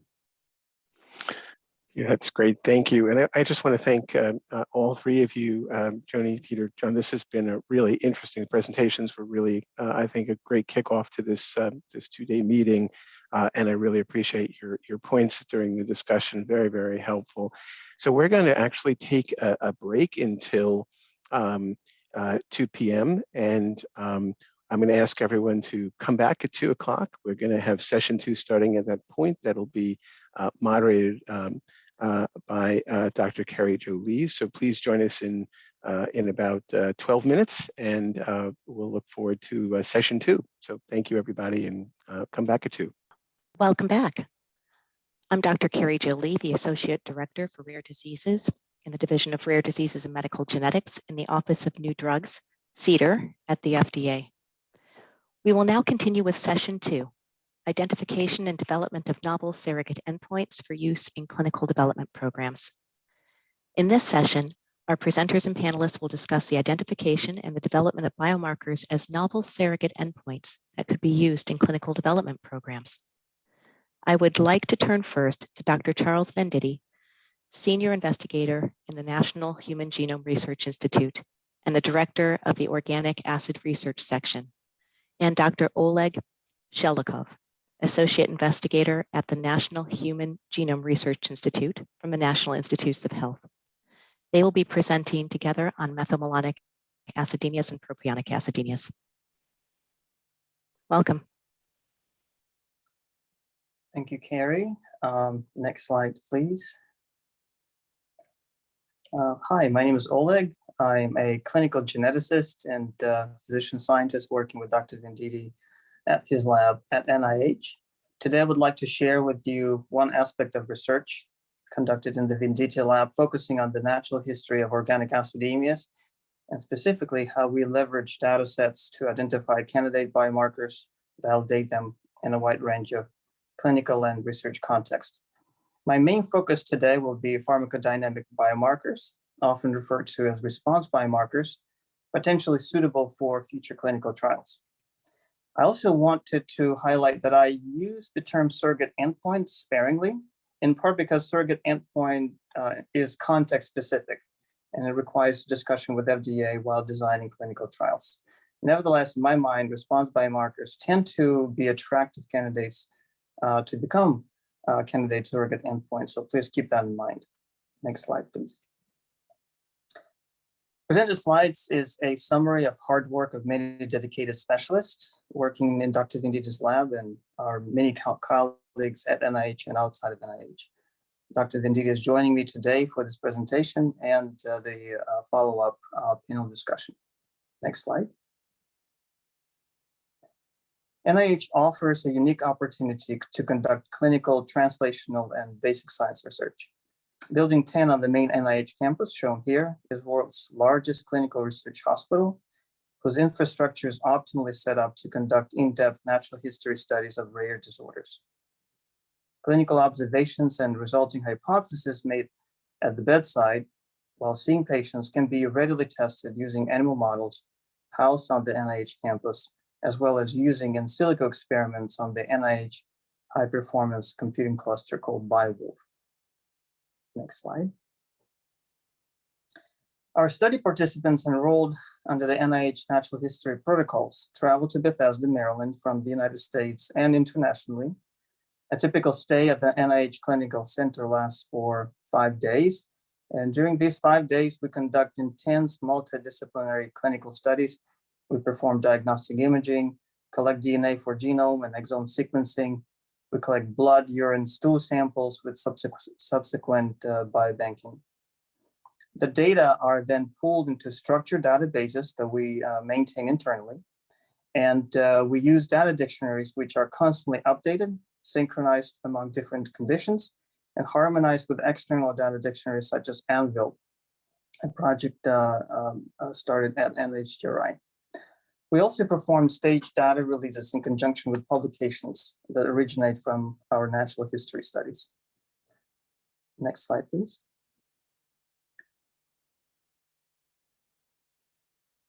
Methylmalonic and propionic acidemia are severe life-threatening metabolic conditions that lack effective FDA-approved therapies. Solid organ transplantation is sometimes used in severe patients to reduce the number of metabolic crises. Hyperammonemic ketoacidotic episodes and chronic end organ damage are feared complications of this group of conditions. Multisystemic manifestations of organic acidemias require a comprehensive approach to subject evaluation. And one of the reasons for the presence of multi-organ damage stems from the nature of enzymes involved in this pathway. Next slide, please.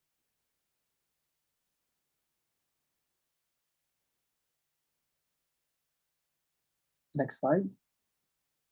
Thank you. Enzymes involved in propionate oxidation are ubiquitously expressed and feed carbon into the Krebs cycle. From the clinical perspective, deficiency of propionyl coenzyme A carboxylase results in propionic acidemia. Biochemically, it can be characterized by elevated 2-methyl citrate in body tissues, as well as propionyl carnitine, known as C3. The deficiency of the last enzyme in the pathway, methylmalonyl coenzyme mutase, in methylmalonic acidemia, called so because of massive elevations of methylmalonic acid in body fluids. Finally, serum FGF21 and GDF15 can be elevated in the wide range of metabolic conditions that affect normal mitochondrial biology, although their role in MMA and PA is still incompletely understood. Next slide, please. The natural history study of methylmalonic acidemias at NIH began in Dr. Venditta's lab back in 2004. It represents the world's largest, most comprehensive prospective natural history study of this group of disorders. It encompasses more than 18 years of experience. 262 MMA patients have been enrolled so far, totaling more than 1,200 visits at NIH Clinical Center. Next slide, please. The natural history study of propionic acidemia at NIH began in late 2017, and today we have enrolled 44 participants. Each visit results in the collection of about 500 clinical imaging, laboratory, dietary parameters. A unique feature of both data sets is a subset of participants who underwent solid organ transplantation, such as liver, kidney, or combined liver-kidney transplants. Studying transplanted participants create an opportunity to evaluate candidate response biomarkers, their association with clinical meaningful outcomes, and their feasibility as surrogate endpoints in trials aiming to restore missing enzymes through interventions like gene therapy or mRNA therapy. Next slide, please. As we pursue novel genomic therapies, such as the AAV-mediated gene therapy, we were motivated to address the lack of FDA-approved response biomarkers and surrogate endpoints. It made sense to us to start with the studies of established diagnostic biomarkers, such as C3, methylmalonic acid, or 2-methyl citrate, which are used in newborn screening and diagnostic workups to confirm positive newborn screens. Next slide, please. A set of early experiments delivered promising results. One of the earliest observations made in Dr. Venditta's lab dates back to 2010. AAV-mediated gene therapy or gene transfer in mutase-deficient mice demonstrated the potential for this treatment approach. At the top, you can see a significant difference between a healthy heterozygous mouse and its untreated litter mate, an extremely rare affected mouse that survived until age 32 days. Treatment with an AAV vector encoding a healthy copy of the gene results in phenotypic correction of affected mice that persists through the first year of life and beyond. Next and next. Thank you. So as you can see on the one slide back, please. As you can see, mice that received that were treated with gene therapy are indistinguishable from their unaffected litter mates. Next slide. These phenotypic changes are accompanied by significant improvements in plasma level of methylmalonic acid. One important remark, though, is that although plasma MMA level in treated mice were significantly lower compared to the untreated animals, these levels in treated animals were still 100-fold higher than the normal range in wild-type mice. Next. And next. While plasma MMA performed well under carefully controlled lab conditions, our natural history studies conducted in parallel revealed potential shortcomings of the metabolic biomarkers. For example, plasma MMA showed significant intra and inter-subject variability in our natural history study. Next. Or in the case of propionic acidemia, plasma 2-methylcitrate and propionyl carnitine, to establish diagnostic biomarkers, struggled to differentiate between two clinical states, before and after liver transplant. It posed a question whether these chemicals alone are robust enough to serve as single response biomarker in a future clinical trial. It prompted the lab to look for additional solutions. Next slide. And one more. And again. Thank you. One promising lead harnessed the power of non-radioactive tracer and flux biology in the form of 13C labeled propionate. Under in vivo conditions, propionate is quickly conjugated with coenzyme A to form propionyl-CoA. It then undergoes oxidation in the Krebs cycle to form labeled CO2, and this labeled CO2 can then be detected in breath. A standardized dose of grass-grade 1,13C propionate has been tested both in mice and then later in human study subjects under various physiological conditions with similarly revealing results. Next. And one more time. Thank you. So as you can see, this is these slides demonstrate the clinical setup for these studies at the Clinical Center and NIH. And it involves a collection of breath samples shown on in the lower left photograph. Next. This graph demonstrates how affected mice show significant increase in the rate of protein oxidation after AAV-mediated gene therapy. Next slide. Similarly, MMA patients who underwent combined liver kidney transplantation demonstrated significant improvement in the rate of protein oxidation. Next. As you can see on this slide, patients who underwent liver kidney transplant are nearly indistinguishable from healthy controls. On the other hand, patients who received only kidney transplant were experienced only marginal improvements in their oxidation rates. Next. You can read the details of this study in the paper that is quoted here. Next slide. With the arrival of the NIH-PA cohort, we hypothesized that diagnostic biomarkers of propionic acidemia, C3 and 2-methylcitrate, as well as the in vivo oxidation of propionate will correlate with clinical outcomes of propionic acidemia. In addition, we sought to establish an analytical framework that would allow us to not only critically examine the most obvious candidates for response biomarkers, but also scale it up by evaluating the entire set of biomarkers, about 500 of them that we collected during the natural history study of propionic acidemia at NIH. You can refer to the paper cited here for additional details about how our machine learning approach was used to prioritize and select biomarkers. Next slide. Consistent with our hypothesis, in vivo oxidation of propionate in PA showed excellent correlation with established diagnostic biomarkers, C3 and 2-methylcitrate. But it also correlated with clinical outcomes such as full-scale IQ and linear growth, to list a few of them. Next slide. In addition, propionate oxidation demonstrated its resilience over a wide range of renal conditions. This was in contrast to C3 or 2-methylcitrate, which showed significant dependence on the renal clearance. It's a common problem in organic acidemia, where chronic kidney disease is a common complication. Next slide. Furthermore, in vivo labeled propionate oxidation shows significant improvement and even complete correction in liver transplanted propionic acidemia subjects as well as strong intrasubject reproducibility. Next slide. In addition to identifying propionate oxidation as a potential response biomarker suitable for clinical trials, we identified novel candidate response biomarkers using the machine learning paradigm that was described in the paper that I cited before.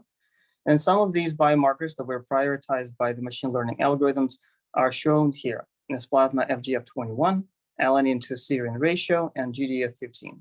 At least 2 of them have now been shown to correlate with outcomes in independent cohorts of patients and in vitro studies supporting the use of our machine learning approach. Next slide. In summary, development of response biomarkers in organic acidemias can benefit from complementary observations made in human subjects, model organisms, and in silico statistical modeling. Studies of the liver transplant cohort in participants provided us with unique opportunities to test candidate response biomarkers that are designed to detect interventions to gene therapy replacement trials. And we hope that our machine learning approach will inspire other investigators to adopt this algorithm to mine rare diseases data sets and enable future clinical trials. Thank you for your time.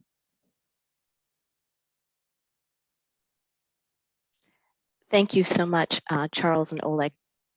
I'd like now to turn to Dr. Issam Awad, the John Harper Seeley Professor of Neurological Surgery at the University of Chicago, who will be discussing an imaging biomarker for cavernous angioma. Dr. Awad? Thank you, Aaron. It's really a pleasure and an honor to be with this group. I noticed more than 675 participants, so I hope that the impact of our presentations will be commensurate. So I want to move a little bit to a granular level here, where I discuss an actual rare disease, where also the event rates are very rare clinically, but yet consequential.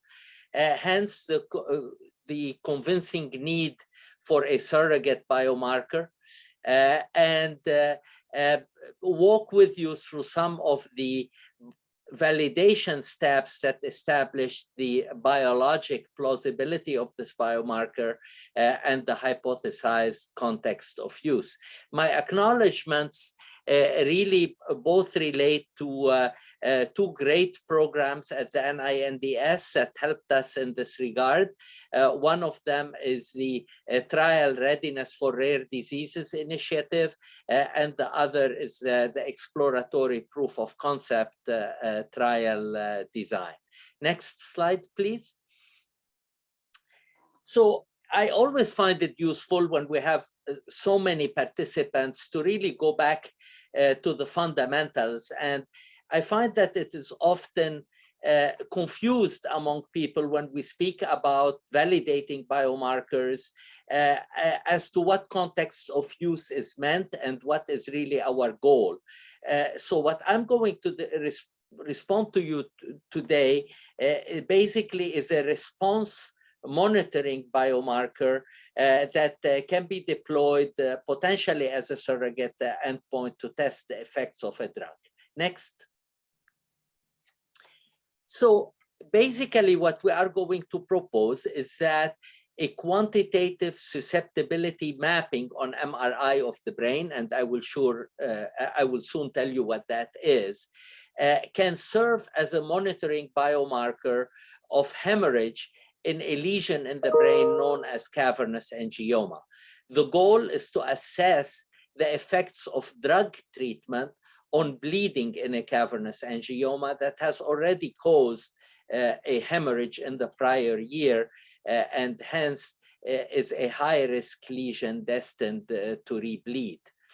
The drug effect could be decreasing the QSM change during a 1-year epoch, which would signal a drug benefit or effectiveness.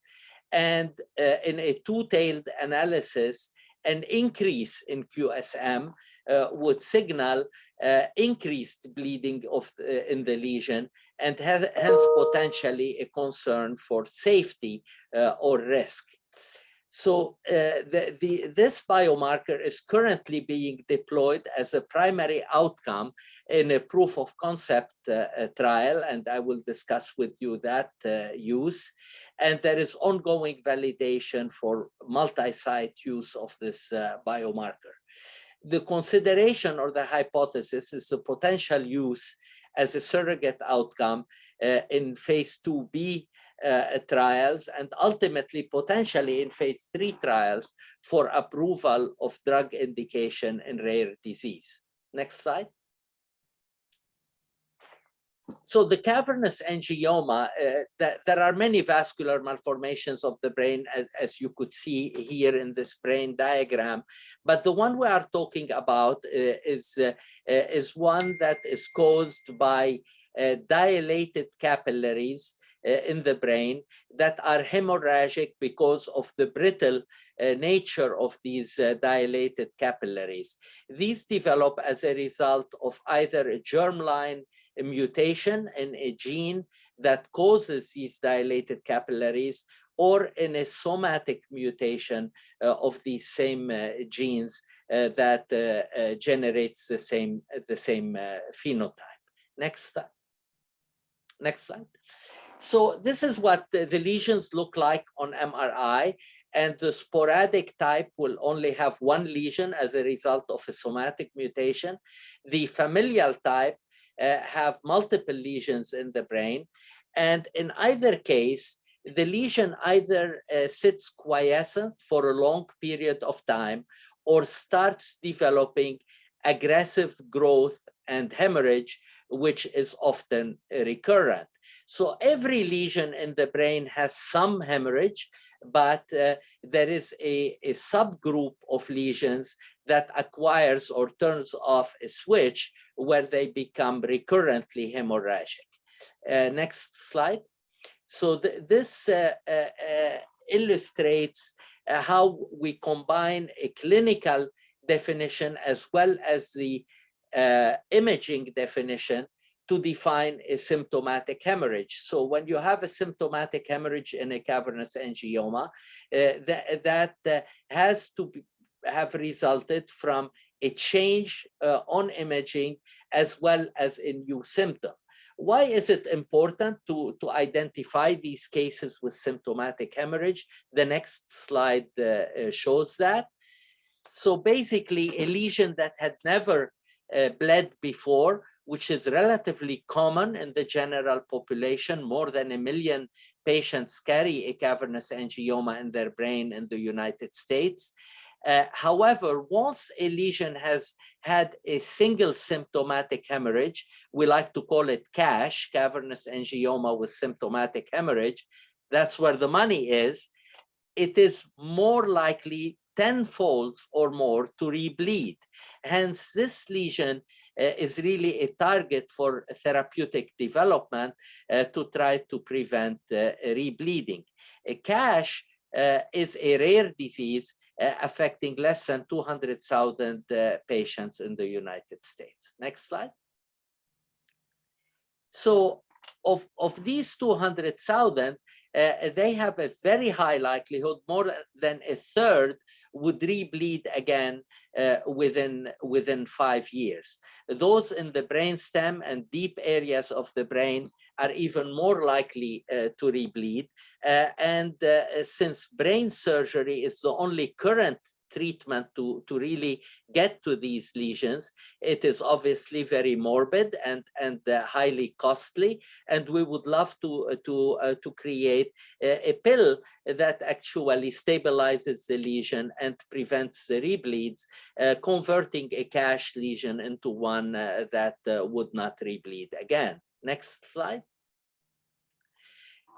The problem with the clinical events being used solely for drug development is that clinical events confirmed with imaging rebleed are uncommon, although they happen in a third of the patient. When you have a rare disease, that number rapidly dwindles down into a very low number for clinical trial purposes.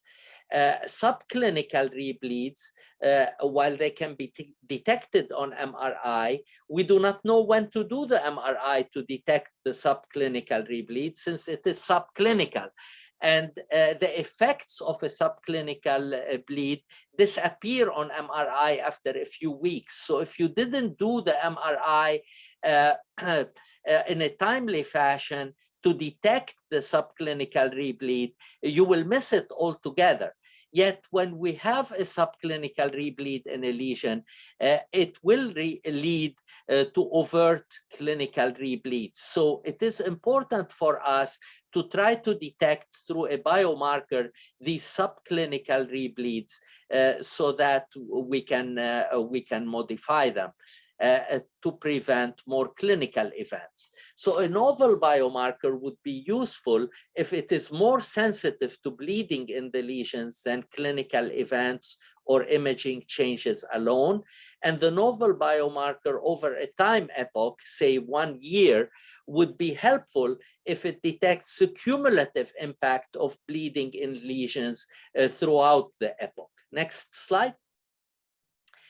So there are several drugs in the pipeline for development based on mechanistic links in this disease, including 2 or 3 that are already in clinical trials, but several others in the pipeline. So the compelling need for this biomarker is great. Next. So the biomarker we are talking about, it takes MRI scans of susceptibility, which are the mineralization in the brain. You see the SWI scan here on the left with the black blotch. And it acquires the signal in such a way that we quantify how black this blotch is.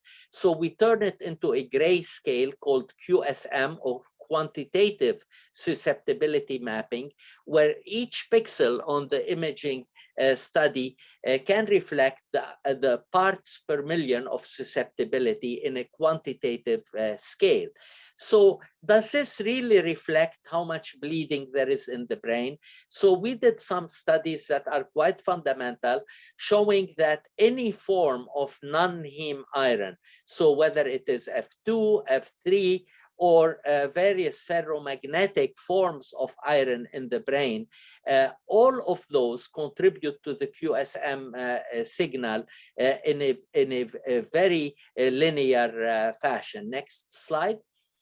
So if we take the cavernous angioma lesion itself, and as a brain surgeon, I have the opportunity to resect some of these lesions. When we subject them by mass spectroscopy to total iron content in the resected lesion, the QSM value on MRI is perfectly matching the amount of iron that is in the biologic lesion itself. A very compelling biologic plausibility that the QSM is measuring the amount of iron in the lesion. The same is true in mouse animal models, where the iron is stained with pearl stain. You see this crescent types staining, and the QSM image shows the exact crescent amount of iron in the lesion. Next slide. So does that really matter clinically? So if you take cavernous angiomas that had never bled before, so we call them stable lesions at baseline, and we follow them forward, a very small percent of them will bleed during 1 year. So we call those unstable. So if we had done QSM at baseline and at the end of 1 year, the stable lesions, the QSM remains remarkably unchanged in a lesion that was stable at baseline and stable at follow-up. However, a lesion that develops a symptomatic hemorrhage during the year has a change in the QSM that is a very, very tight change. And in fact, a greater than 6% change will achieve 100% specificity. So that if we are looking at lesions that had bled in the prior year, the changes occur much more greatly. So many of them will recover and their QSM will decrease during the subsequent year. And many lesions will have additional growth or bleeding. And you see their QSM value in red in that slide on the right side, in the graph on the right side.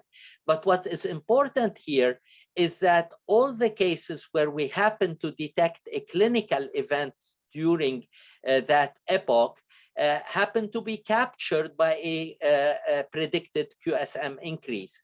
But there are cases with QSM increase that do not have a clinical event, and hence it is much more sensitive.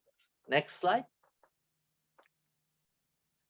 So if we are going to do clinical trial models with this disease, we require a large number of patients in order to show an effect on clinical bleeding. But yet, if we postulate a change in biomarker change based on these pilot data, we can detect a meaningful and significant effect with far fewer patients. So I want to run through the next few slides very rapidly. Next slide, please. So this trial readiness project, next slide, actually allowed us to enroll a subgroup of patients. Can you go 3 slides ahead so we have all of this? 1, 2, 3, and 4. So basically, atorvastatin is a repurposed drug where at high dose it accomplishes Rho kinase inhibition. Next slide. So now you see here that how the effect of atorvastatin can decrease iron in the mouse lesions, and now we are testing it in humans with QSM as a surrogate endpoint. Next slide. In order to do this efficiently, next slide. Next slide. The enrollment is going great. We are almost completed with the trial. We have to understand what is the actual change in the patients being followed and what is the rho or correlation of change during year 1 and year 2 if we want to do a 2-year study. So since this has never been deployed in a human population before, this has allowed us in the context of this first trial to measure these changes. Next slide. So in fact, this is the data from our trial readiness and atorvastatin trial, and we are able to show a very satisfactory biomarker acquisition in these studies. The standard deviation and rho in this large number of epochs is exactly as was projected in our pilot data. And all cases with symptomatic hemorrhage or where we captured a clinical event, in fact, had a QSM that increased by more than 6%. And we have many more cases with greater than 6%, hence showing a much more sensitive biomarker to bleeding in the brain, exactly as we would want. Next slide. Shows the multi-site validation with accuracy, reproducibility, and repeatability at multiple sites. Next slide. So the next step, this is my final slide, is that if the effect of atorvastatin on this biomarker is favorable, we'll need to move to a phase 2b or a phase 3 multi-site trial aimed toward a new approved indication. Other repurposed drugs are earlier in the development where we need to look at their safety and proof of concept effect. And the proposed hypothesized role is, can we qualify QSM in those trials? And we have worked with the FDA, and the letter of intent for an application is in progress. Thank you very much.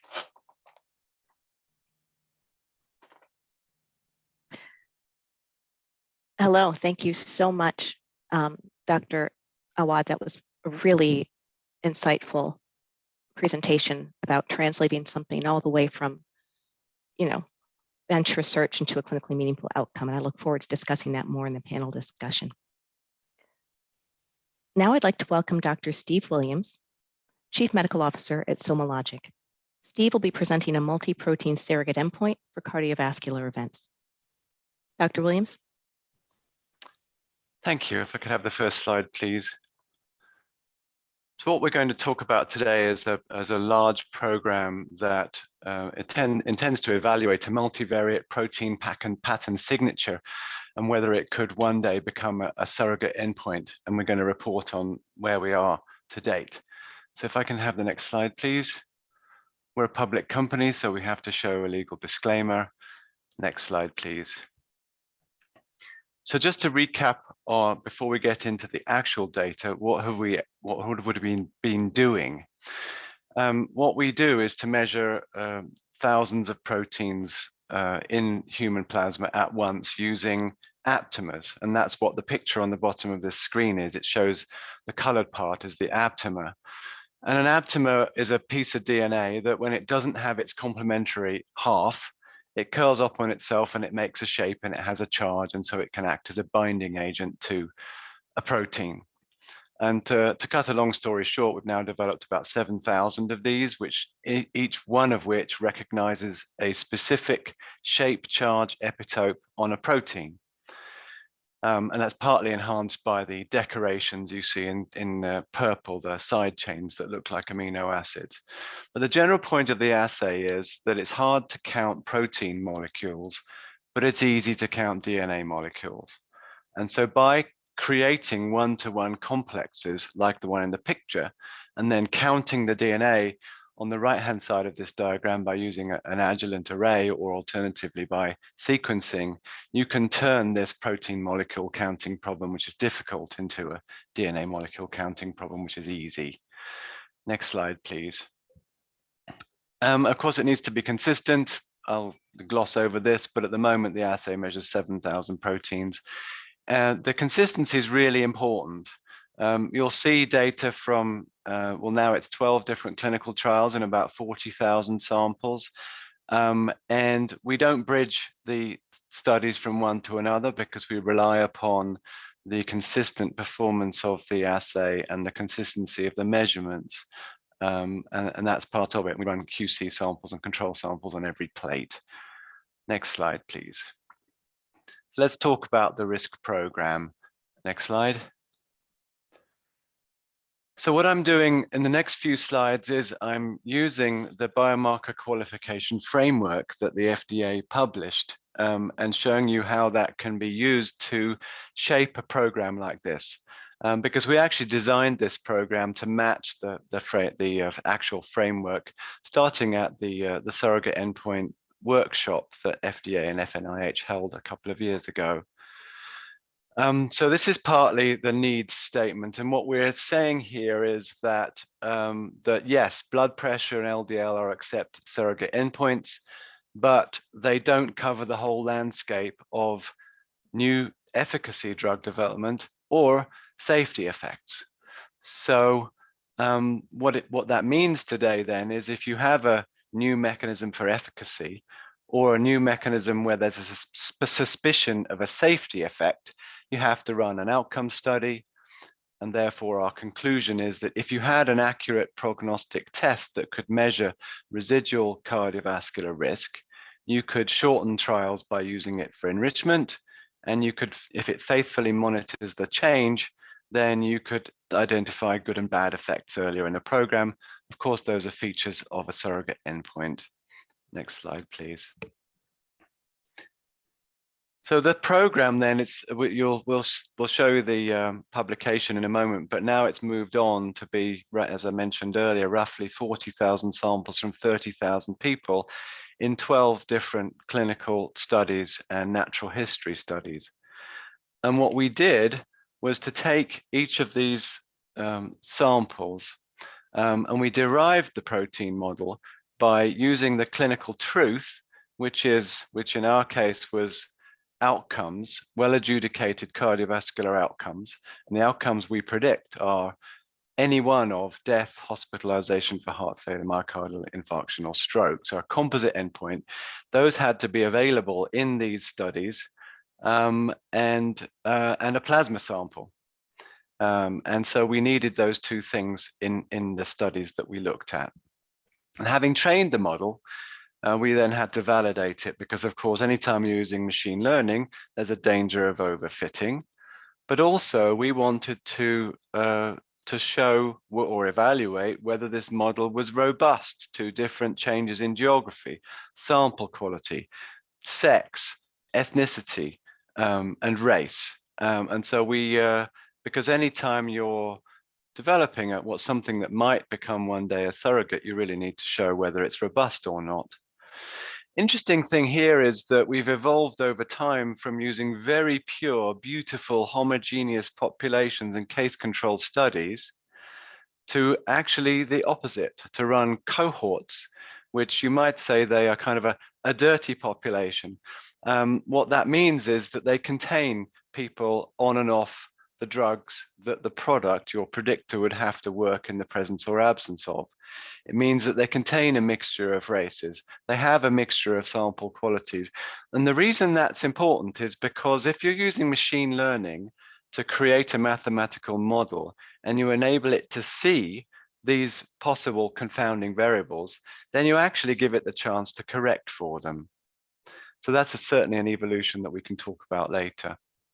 So the components of surrogacy that are important are, is it prognostic? And that's the first bullet.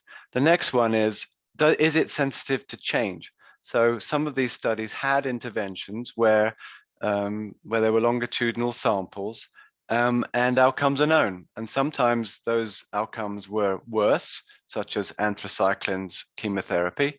And sometimes the outcomes were better, such as a GLP-1 agonist or a diet.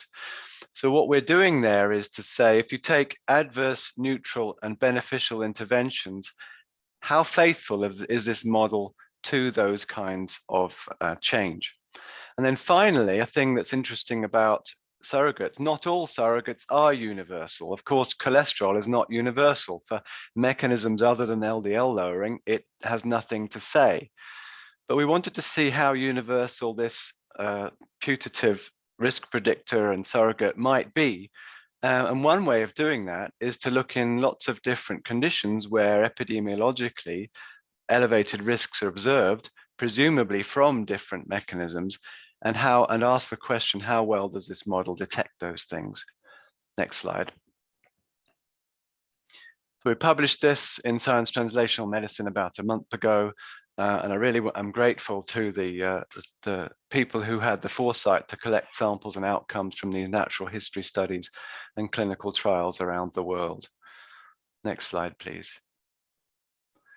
So this is the weight of evidence now. It's moved on a little bit from the paper, as I mentioned earlier, that these are the three components. We've got at least 4-year outcomes from those 7 different clinical studies. And the box in light blue at the bottom is studies that we're in the process of negotiating to get and what their role will be. So if we get pivotal trials from SGLT2 and GLP-1, the placebo groups will help, again, validate the outcomes. The middle box is about longitudinal samples and whether the model itself is sensitive to good, neutral, or bad effects in a way that is concordant with observed outcomes. And the SGLT2 and GLP-1 studies will help us work that one out or expand those measurements of change. And then finally, you see the list on the right of whether the model itself can detect the epidemiologically observed effects of each of those conditions. Next slide, please. So the next part of the framework for biomarker qualification asks about biologic plausibility, certainly as a component of surrogacy. And sorry, this slide's a bit busy, but certainly in the paper, we looked at, well, the machine learning selected 27 proteins. And so we've looked at, well, what biologic processes do they represent? And there are at least 10, depending on how you group them.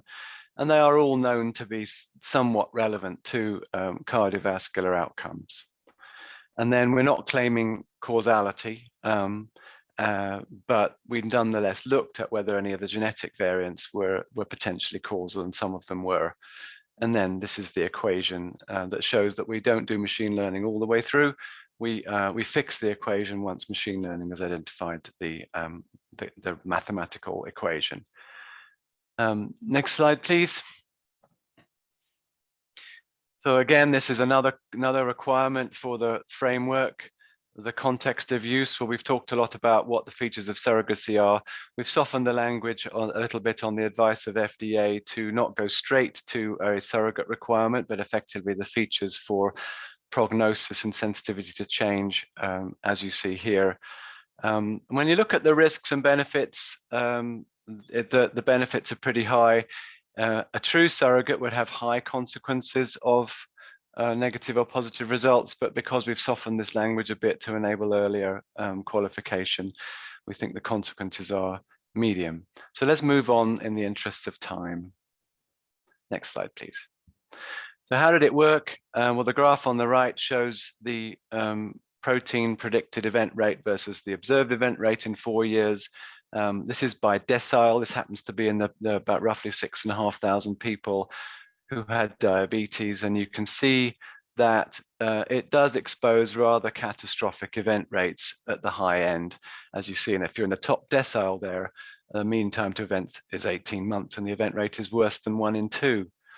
And the performance against the ASCVD risk score, whether it was refit or not, was quite superior. Next slide, please. This chart is talking about sensitivity to change. Again, in the interest of time, I will make the key point here is that the 27 protein model was faithful to every change in outcomes. Whereas when you look at other markers, none of which are in the model except NT-proBNP, some of the time, some of our favorite markers are responsive to some of these interventions, but none of them are as good as a multivariate model. Next slide, please. And then finally, we're talking about universality, and here we're looking at case control differences in protein predictions versus actual observed differences in epidemiologically known conditions that improve event rates. The only one that we got wrong was that the proteins predicted that rheumatoid arthritis would have an elevation in CV risk, and that wasn't observed in the ARIC study. But as we know, epidemiologically, that turns out to be true. Even in the bottom left-hand corner, they're tiny changes, but these are non-hypertensive, non-hyperlipidemic patients, just split at the median. And the protein model was able to discriminate between people who had slightly higher than average lipids and blood pressure, but who were not on any medication and did not have hypertension or hyperlipidemia. Next slide, please. So I think we're at the end now. I think we've heard so far today a lot of the value proposition for surrogate endpoints, and I've really got to call out here the critical path paper, and thanks to Dr. McClellan and Dr. Woodcock for thinking about that in 2004, because that, when you look back, that was an inflection point. That was when our interest changed in doing the things like the things you've heard about today. And so I talked about how we've done a very large proteomic study. To develop and validate a surrogate, you need a large weight of evidence. You need not only prognostic performance, but you need sensitivity to change and some tests of universality. And so far, the multivariate protein model seems to fulfill some of those features. And thank you very much. Thank you for that presentation, Steve. For our final presentation, we'll turn to Dr. Terina Martinez, Executive Director of the Duchenne Regulatory Science Consortium and the Critical Path to Therapeutics for the Ataxias at Critical Path Institute, to talk about neurofilament light chain and its use as a biomarker in neurological disorders. Dr. Martinez. Thank you, Dr. Lee, for the introduction, and thank you, everyone who's organized this wonderful workshop today. It is my benefit and pleasure to come after so many other excellent speakers who've done such an excellent job providing the foundational groundwork for the various considerations and applications for biomarkers, and those really key questions that we need to ask as we're trying to develop biomarkers for clinical trials at all levels, for surrogate endpoints, for prognostics, et cetera. So I just really want to thank everyone for staying with us. I am Terina Martinez with the Critical Path Institute, and my goal here is to provide kind of like a toggled landscape of looking at a candidate biomarker that has different position and development process in different neurological diseases, and try to understand what we can learn from the mechanism of action of this biomarker and what needs to be considered to develop it in different individual neurological disease applications. So next slide, please. I do not have a disclosure slide because the Critical Path Institute is a nonprofit agency. We are focused on advancing science through cross-disciplinary collaboration. The Critical Path Institute was founded in 2005, located in Tucson, Arizona. It's an independent, not-for-profit organization really focused on a public-private partnership model to convene scientists across sectors, including scientists from regulatory agencies, drug development industry, academia, clinician researchers, all to come together to collaborate and improve the drug development and regulatory process for medical products. The goal is to leverage this public-private partnership and the consortium model to create consensus, define paths, and improve health. Next slide, please. Within the Critical Path Institute, we actually have many different disease area focuses for our various consortia. Some of our consortia are disease-specific and solution agnostic. Others are solution-specific, but disease agnostic. So an example of some of our disease-specific consortia are within our neuroscience program. That includes our Critical Path for Alzheimer's disease, Critical Path for Parkinson's, the Critical Path to Therapeutics for the Ataxias, Duchenne Regulatory Science Consortium, and the Huntington's Disease Regulatory Science Consortium. But we are just the neuroscience side of the institute. We also have a consortia based on sickle cell disease, polycystic kidney disease, and even disease agnostic ones like clinical outcome assessments. So today, though, I'm going to go through this thematic outline looking at neurofilament light chain, which I'll abbreviate as NFL, and specifically the molecular mechanism and biological significance of it as a biomarker and what this means in different neurological diseases. I'll consider its potential across diverse diseases and provide a little bit of a deeper dive, obviously not a very deep one due to time, for multiple sclerosis. I will address current challenges and knowledge gaps for developing NFL as a clinical trial-ready biomarker, and also discuss best practices for advancing neurofilament light as a fluid biomarker for neurological disease in a manner that is maximized for regulatory success. I'm also the last speaker in this session, so I will lead us into the panel discussion. Next slide, please. So this is just a brief overview on NFL biology and mechanism, just so that we can understand its position and why it actually has potential application across diverse neurological diseases. So neurofilaments are an abundant neuronal scaffolding protein. There are many different subunits within this scaffolding. Neurofilament light chain is one of the subunits, and it is the one that is in favor for most biomarker applications. I want to point out that it is highly specific for neuroaxonal damage, but that importantly, while it's very specific for this damage, it is agnostic to the primary neuronal damage trigger. What's really, I think, advantageous to NFL is that it has very good potential as a plasma biomarker for neurological disease, which is kind of a moonshot for neurological disease, because of course, having to do lumbar punctures for CSF fluid sampling is fairly invasive. What's great about NFL is that it is detectable in both compartments, CSF and blood, and first generation assays to measure.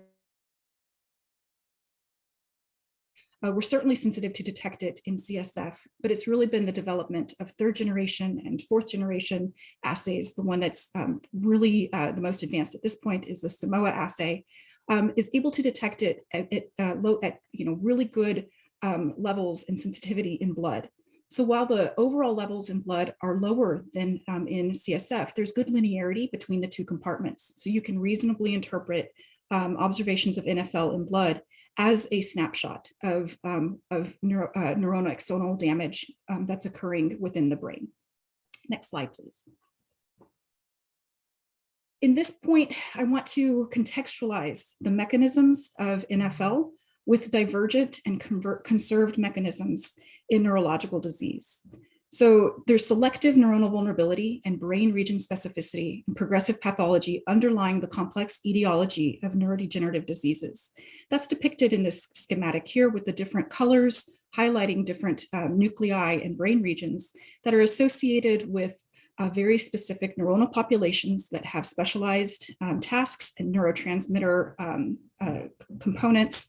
And the insult to any one of these very discrete brain regions, and therefore the effect on the neuronal population and neurotransmitter affected, will then manifest in diverse clinical manifestations that really do specifically reflect that brain region and this specific population affected. You can also see from the schematic that there is a really unique sub-architectural organization to these different neurons. Whether we're talking about medium spiny neurons in the striatum in Huntington's disease, which are highly not quite as arborealized as dopaminergic neurons, but do have a lot of axonal extensions, or even the motor neurons that are typical in ALS. These neurons have different structures, and the amount of their axonal subunits and the structural subunits of the neurofilaments are going to be different across them. And so while we're making the case that neurofilament is a sensitive measure of neuroaxonal damage, we're absolutely acknowledging that it is not disease specific, but it still has really good potential to be leveraged as a biomarker across diverse neurodegenerative disease. Next slide, please.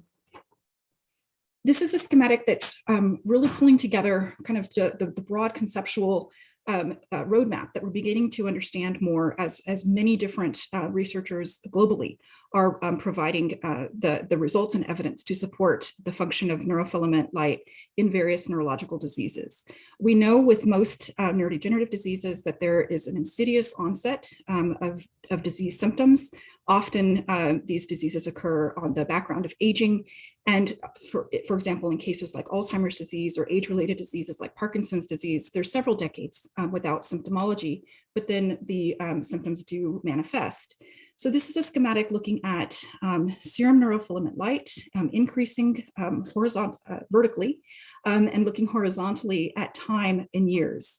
And then the slopes that are depicted here for the different diseases, Alzheimer's disease, multiple sclerosis, frontotemporal dementia, or ALS, are shown with their respective time frame of when the preclinical disease period is believed to be occurring in terms of years prior to the tipping point of the clinical threshold when clinical symptoms onset and you go from phenoconversion from pre-manifesting to frank disease. The slope is going to be really high actually for NFL. This is a conserved observation across many of these different diseases because the time proximal to phenoconversion tends to have really high levels of neurofilament detected in blood. And so I think it's just important to understand the dynamics here, how, again, neurofilament is not specific for these individual diseases, but if you're using it in combination with clinical diagnostics and features that are relevant to the individual diseases, you can actually use neurofilament as an important marker to tell you important things about what's happening in that specific neurological disease. Next slide, please. Now we're just shifting gears a bit to look at the considerations for NFL in terms of the biomarker validity. It does have fair, and depending on the disease area and the fidelity of the animal model, translational validity. As you can imagine, animal model validity is often a fraught area within neurological disease because these are such complex diseases, and modeling complex brain neurodegeneration in a short lifespan rodent is difficult to do, but there is high translational value for NFL within preclinical models.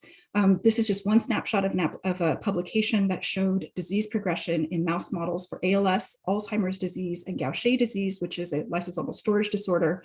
The same study did look at a model for Parkinson's disease and did not show progression. So this is not a universal, always silver bullet approach. There is some diversity, but there's of course diversity and variability in the fidelity of the animal models as well. Looking at analytical validity, the assay performance for NFL is robust. It's actually pretty resilient to pre-analytical considerations, and assay standardization has really evolved over the last several years. So I would say that we are certainly at the point where the analytical validity box has been ticked. Clearly, though, you still need to consider data analysis and reporting, and a clear representation of the advancement of analytical validity for NFL is in the very recent breakthrough designation that the Samoa NFL assay was given for relapsing remitting multiple sclerosis. Of course, to pursue this for clinical biomarker development, especially in the context of surrogates, clinical validity needs close attention. So NFL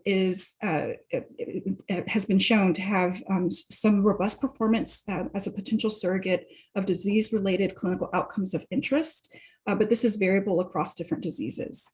So the clinical validity is growing, but still variable. And what I'll take you through next is a few examples of where it sits across different neurological diseases and what we can learn from these different applications and diseases that might help us shorten the slope of biomarker development in other diseases. Next slide, please.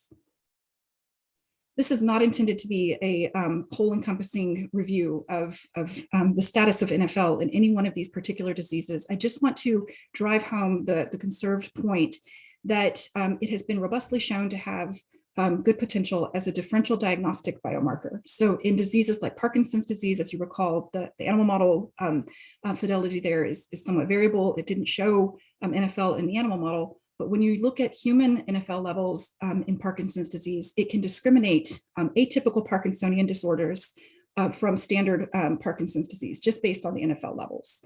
Looking at the prognostic biomarker potential for NFL, specifically in Huntington's disease, the NFL levels parallel with the clinical evaluation of MRI and pre-manifest Huntington's disease mutation carriers.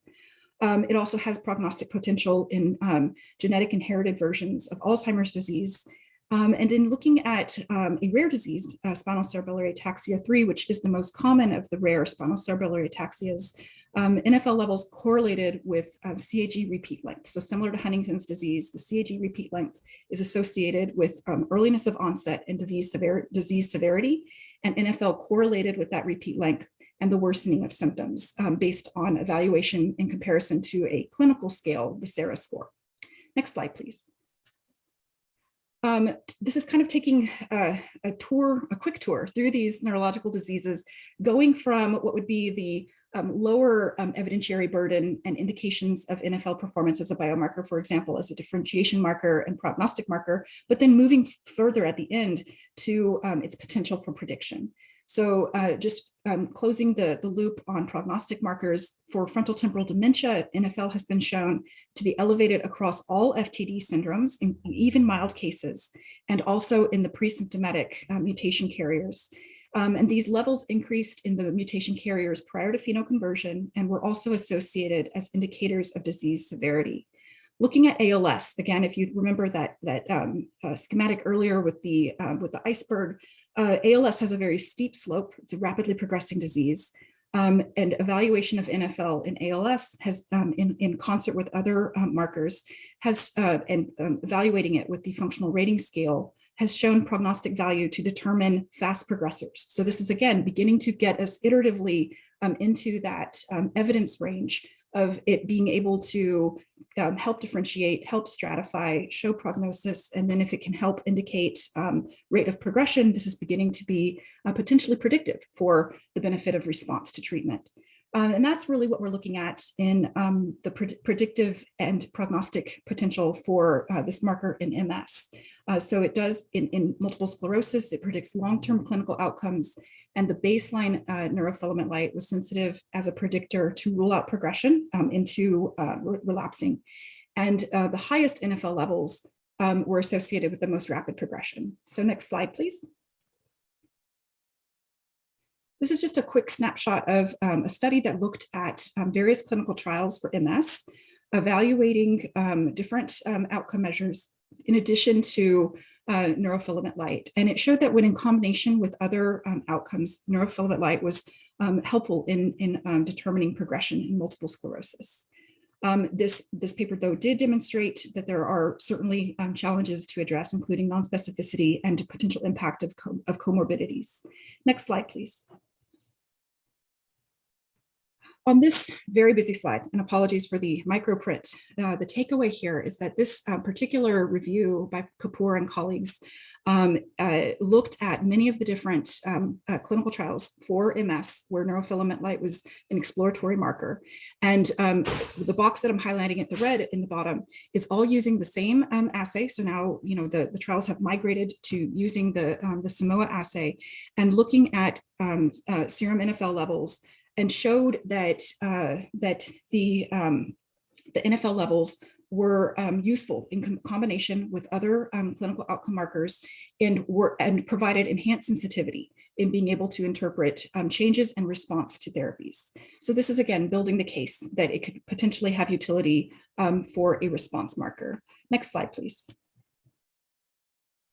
This is actually some of the literature that was used as the foundational evidence for the breakthrough designation of the assay for NFL in MS in order to predict response and risk for relapse. So just briefly, the goal of this study was to develop a control database, because there isn't a normative database that exists for NFL, and then to look at Z-scores, which of course are going to show difference from the mean, and correlate that to the EDA3. This is the evidence of disease activity, and EDA3 means the absence of relapse, the absence of worsening disability, and the lack of MRI evidence of disease activity. So this is a currently not symptomatic MS patient. And they calculated the odds ratio and stratified that across different thresholds of NFL levels. And they showed that the higher the NFL levels were, the odds ratio increased for predicting in these non-symptomatic MS patients the risk of relapse. The arrows at the end of each of these plots just indicate the number of patients above or below the cutoff threshold. And another continued study that they looked at in this particular study was to develop a mixed effects model to look at long-term treatment effects for disease-modifying therapies using this similar approach with Z-scores and NFL levels.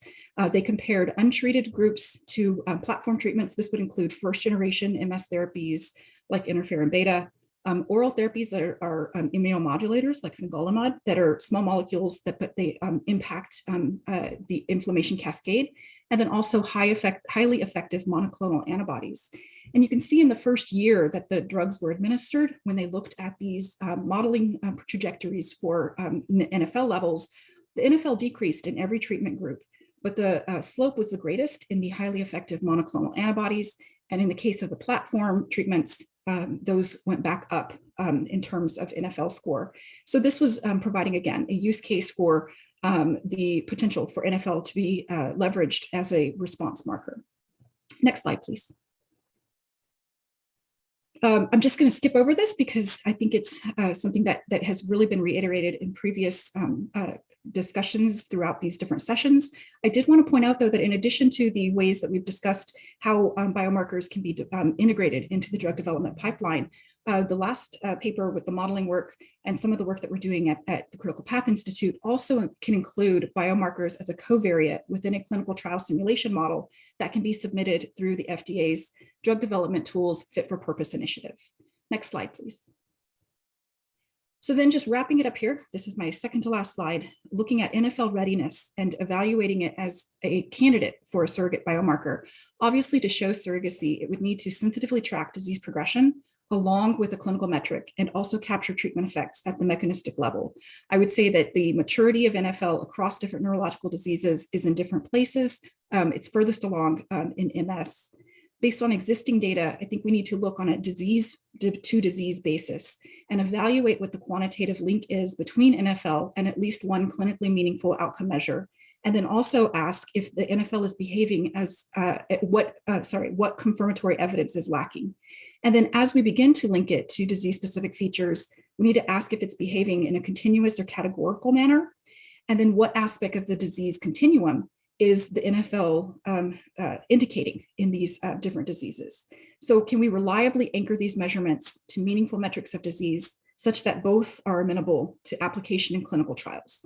And that is really what we're working on at the Critical Path Institute, because it represents an exciting candidate biomarker, which depending on the disease has utility for prognostic, susceptibility, pharmacodynamics, et cetera.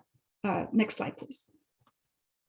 This is just a summary of some of the challenges associated with developing biomarkers broadly, but neurofilament across neurological diseases, and some of the potential solutions that can address it. I mentioned earlier the lack of normative databases. That's key. We've spoken earlier about the need to develop public-private partnerships and collaborate to share data to really stretch the power of analytics, especially in the rare disease space.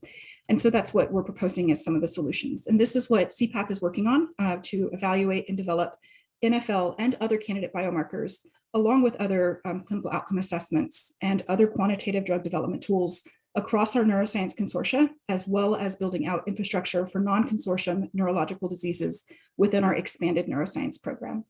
Thank you, and I think we'll head on into the panel. It'll be my pleasure to answer any questions.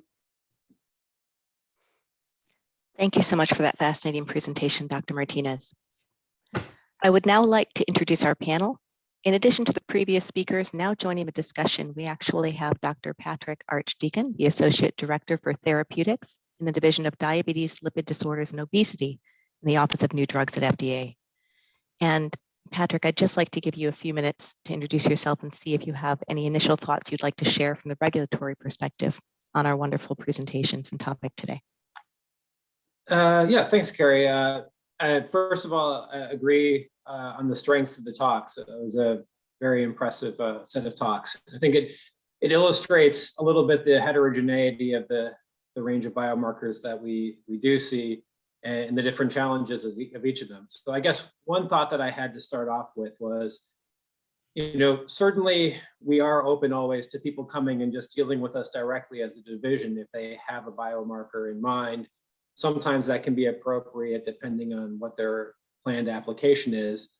However, certainly, we do also encourage people to consider this formal biomarker qualification program, particularly when there are some of these more challenging biomarkers and some of the more sophisticated applications, particularly if people are thinking about, not using these as reliably likely surrogate endpoints, but wanting to have them as validated endpoints. And in that setting, we certainly think that the biomarker qualification program has a lot of value. So I'll stop there, and I'm sure we'll have other questions that will bring up further comments. Thanks so much, Patrick. Now I'd just like to introduce our full panel again for those of you just joining us. We have the doctors Charles Venditti, Oleg Shelikov, Issam Awad, Steve Williams, and Tarina Martinez, as well as Dr. Patrick Archdeacon. And on screen, we might have some discussion questions I believe are going to help guide us through today's conversation. I want to remind the audience to feel free to submit questions for our panelists via the Q&A function located at the bottom of your Zoom screen, and for speakers to feel free to enter any questions they would like to respond to directly in the chat. So I think as Patrick very clearly stated, we've had an incredibly sort of wealth of experiences and discussions on biomarkers today, really ranging the entire gamut. And so I think I'll start off with a fairly general question. And this is going to vary, the answer would vary for each of you, but I think I'll start off by targeting this to Dr. Williams and potentially Dr. Venditti or Shelikov to answer. So the biggest question is, what are the key success factors in developing a novel surrogate endpoint? So we've talked about finding promising candidates, identifying their context of use, degree of sensitivity, assay standardization, sensitivity to change, and how to map that to a clinical manifestation or outcome. And I guess I'm really wondering, what do you think are the key elements you need in place in order to make that whole process successful? And for both of you, how have you incorporated and leveraged machine learning into that? So I don't know who wants to start. There you are, Dr. Williams. I'll speak from an N of 1. So we've only done it once and it seems to have worked. So why did it work? Well, I think you start with the clinical truth standard, that if the truth standard is weak, then training a model to mimic it is problematic to start with. So I think that when the developing a surrogate for something with a good hard truth standard is easier than something where, let's say, mental health is pretty difficult because the truth standards are relatively weak compared to clinical outcomes in cardiovascular disease. And I think the other thing that we've capitalized on is the fact that we could use data and samples from very large natural history studies. So anytime you're trying to predict future outcomes, if the sample or the measurement you need is not available or cannot be made on existing samples, well, now you've inherently built in a 5 or 10 year delay into the program. But the only reason we could run 40,000 people's worth of samples is because people had collected them and they collected well adjudicated outcomes. So I think that was really part of the formula. And then machine learning, yeah, there's a whole set of pitfalls there as far as overfitting. But I mentioned one of them, that I like to include all of the possible confounding variables that you might see when you use the test in clinical development. If you include all of those as part of the training, then you give the machine learning the chance to learn what they are and correct for them. So that's one thing. And then the other thing, of course, is allowing it to, testing it over all the sources of variation, age, sex, and everything else. So I'll stop there and let others comment.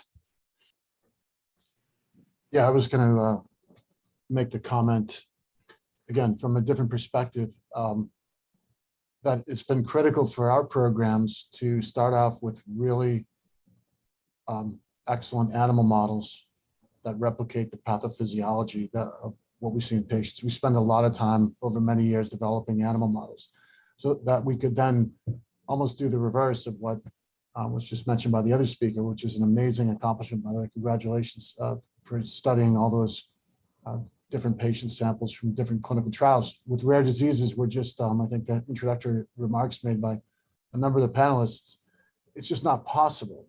So you have to go to the animal models. And we've been very fortunate because we have a system that allows us to go quickly between animal models looking for a real therapeutic benefit. In the case of some of our mouse models, it's live or die. And then using the models to go ahead and then do an exploratory omics study to find the biomarker. Then you can validate it in the animal. Then you move to the patient samples. And then that's how we've developed our program. And then we've only pursued a small number of them, of course, with rare disease patients. You need to find the ones that have the strongest effects, that show dynamic response to an intervention that produces a clinical phenotype, i.e. liver death, or in a mouse model, a tremendous restoration of enzyme activity in the liver with the compensatory effects of physiology. Those are the biomarkers we go after. With respect to the machine learning, again, this is slightly different from, I think, the way one approaches it and thinks about it is different from the previous comments. And I will defer to my expert colleague, Dr. Shlachkov, on this, because he's really developed a novel method, which I think for those in the rare disease space, this is a really interesting application of machine learning to identify biomarkers, which again, could then funnel into this pathway, which I just talked about on the translational animal model side. So with that, I'll hand it over to Dr. Shlachkov for comments on machine learning and big data analysis approaches to study rare disease populations. Thank you, Dr. Venditti. I certainly, well, I'm not an expert, but I'm an active user. And through error and trial, sort of apply machine learning and elements of AI to our data sets. You learn so much about how we think, how we process data, because when you try to formulate these questions mathematically, it forces you to formulate your questions in a very crisp, very measurable way. And, we did our in silico statistical modeling experiments using a relatively, what by most would people say, microscopic data set. It's 40 patients, 40 rows with 500 rows, I'm sorry, columns. And it's a unique mathematical problem that is pretty common to rare diseases or genomic medicine in general. So we work with our statisticians here, try to figure out if there is a way to mitigate some of the problems that those data sets present, such as missingness of data, a combination of categorical, binary, continuous variables. Can we put them together in one view? So do we have to separate them into different methods of analysis? And what we found is that kernel support vector machine, and that's the engine behind the machine learning approach that we harnessed, and more specifically polynomial kernel machine, happens to be very flexible and robust model that is able to separate or identify relevant features, right, that are associated with one type of rare disease or severity of the disease versus the other, mild versus severe, for example. But the drawback of this approach is that we rely on combinatorial mathematics. And if you if you think about the number of combinations that you can construct out of those, 500 variables, it's an enormous number. We're very fortunate that we are able to use high performance computer cluster here that we have at NIH. There's, it's relatively cheap to access. And so we have a lot of ability to test these hypotheses as soon as we generate them at the bedside. And I think that the last comment I would like to offer is that one of my dreams has always been to shorten that discovery cycle, that you go from the bedside hypothesis that you generate through discussions with families, patients, and then you test them in mice and fish or in silico. And I think the ability to combine those things and shorten the discovery cycle that is that is located right here, I think really what expedites the ability, the discovery and of biomarkers and novel therapies. Thank you all so much. Absolutely, I think what we're hearing, having that element of clinical truth, as much of an aggregate of data as you can, strong natural history, if you can, both of you, I think, had pointed to natural history studies, great translational models, and sort of an objective clinical outcome, right? So I'd actually like to turn it over to Dr. Martinez, and I'm just wondering, when you're looking at this, for what are the challenges that biomarker developers face in developing surrogate endpoints? I'm wondering if you could offer your perspective, particularly as it relates to you're translating a biomarker across multiple neurodegenerative diseases with differing pathophysiologies, matching it to clinical diagnostics, and particularly in sort of some of these that may be slowly progressive diseases where the outcome is far off. How do you approach that? Yes, I mean, you've really summarized the extreme challenges, and then some of these diseases you're also adding in the additional challenge and pressure of the rareness of the disease. So really what we take is an evidentiary data-driven approach. We want to make sure that when we are looking at results for something like NFL, that we really are contextualizing it both within its broad landscape, as in what is known about the levels in undiseased, neurologically intact people at the same age, and then how can we interpret the sensitivity of it for neuronal damage and link that up to disease-specific outcomes, so that we can actually make some reasonable interpretations in what this analyte can be telling us in MS versus FTD versus ALS. And it's also important to contextualize that with where those particular samples and cohorts are in their stage of disease.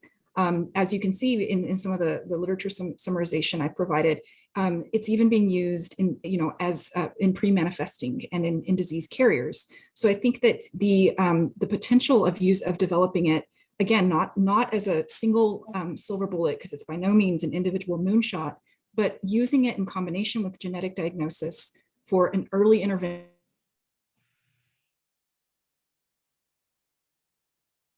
for example, you being able to use it to enrich a patient population for progression and stratify across arms in a rare disease. This is really how we approach it. We try to contextualize it broadly so that we can share the learnings across the different consortia and neurological diseases, but then really hone in on the focus for how we can bring the evidentiary burden to that disease specifically.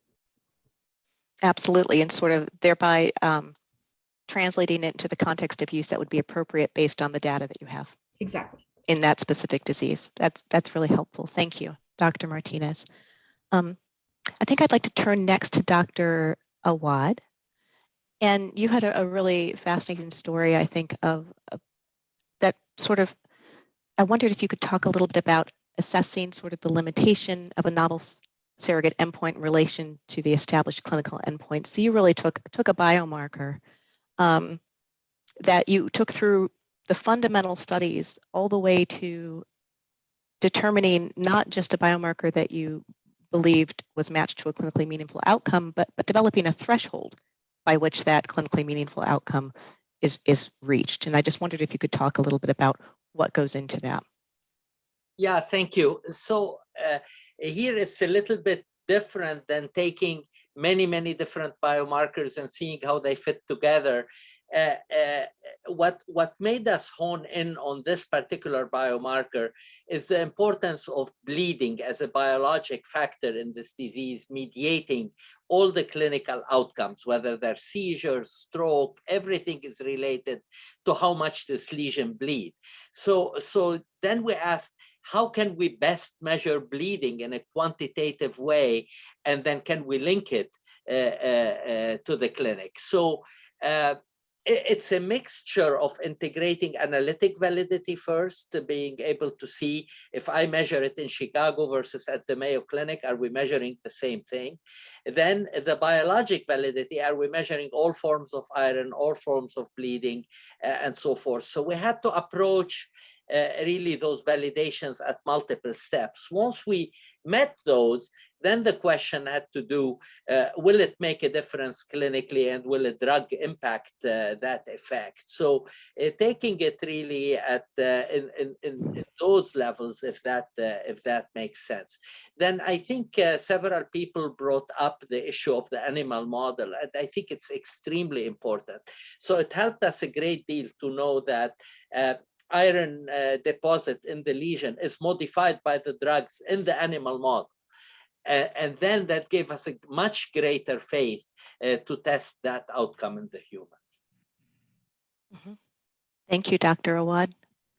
I'd actually like to ask a question now. I think many of you may have the opportunity to weigh in on this. But it's a question from the audience about how do you sort of proceed investigating or with a biomarker that has been shown in multiple studies to be linked with a disease, but you don't really have clear mechanistic details about that biomarker. How is it connected, right? What exactly affects the biomarker, and what is the effect that it may have? So are these candidates that you are looking at, or how would you go about looking at them, or do you really sort of wait for that clear mechanistic evidence or translational evidence in order to pursue? Maybe our colleagues from the NIH, I know there were some challenges with what exactly some of the biomarkers meant early on before you got to where you got, or Dr. Martinez, who looks at lots of them. And Dr. Venditti, you can comment, but GDF15 and FGF21, I think there's still quite a bit to be understood about their exact relationship to the disease. Mm-hmm. Can I add something on that, even though it has nothing to do with the with the iron? So we are also looking at a lot of genomic related biomarkers in our disease. And for example, when you look at microRNAs and lesions that bleed versus don't bleed, you detect a microRNA that can be valid, that you can later repeat it in the population, find that it's valid. We have no idea about its mechanistic link. So it can be enlightened, perhaps, if we look at the transcriptome of the lesion and see if that microRNA interacts with an important gene in the lesion. So it adds in a Bayesian way biologic plausibility.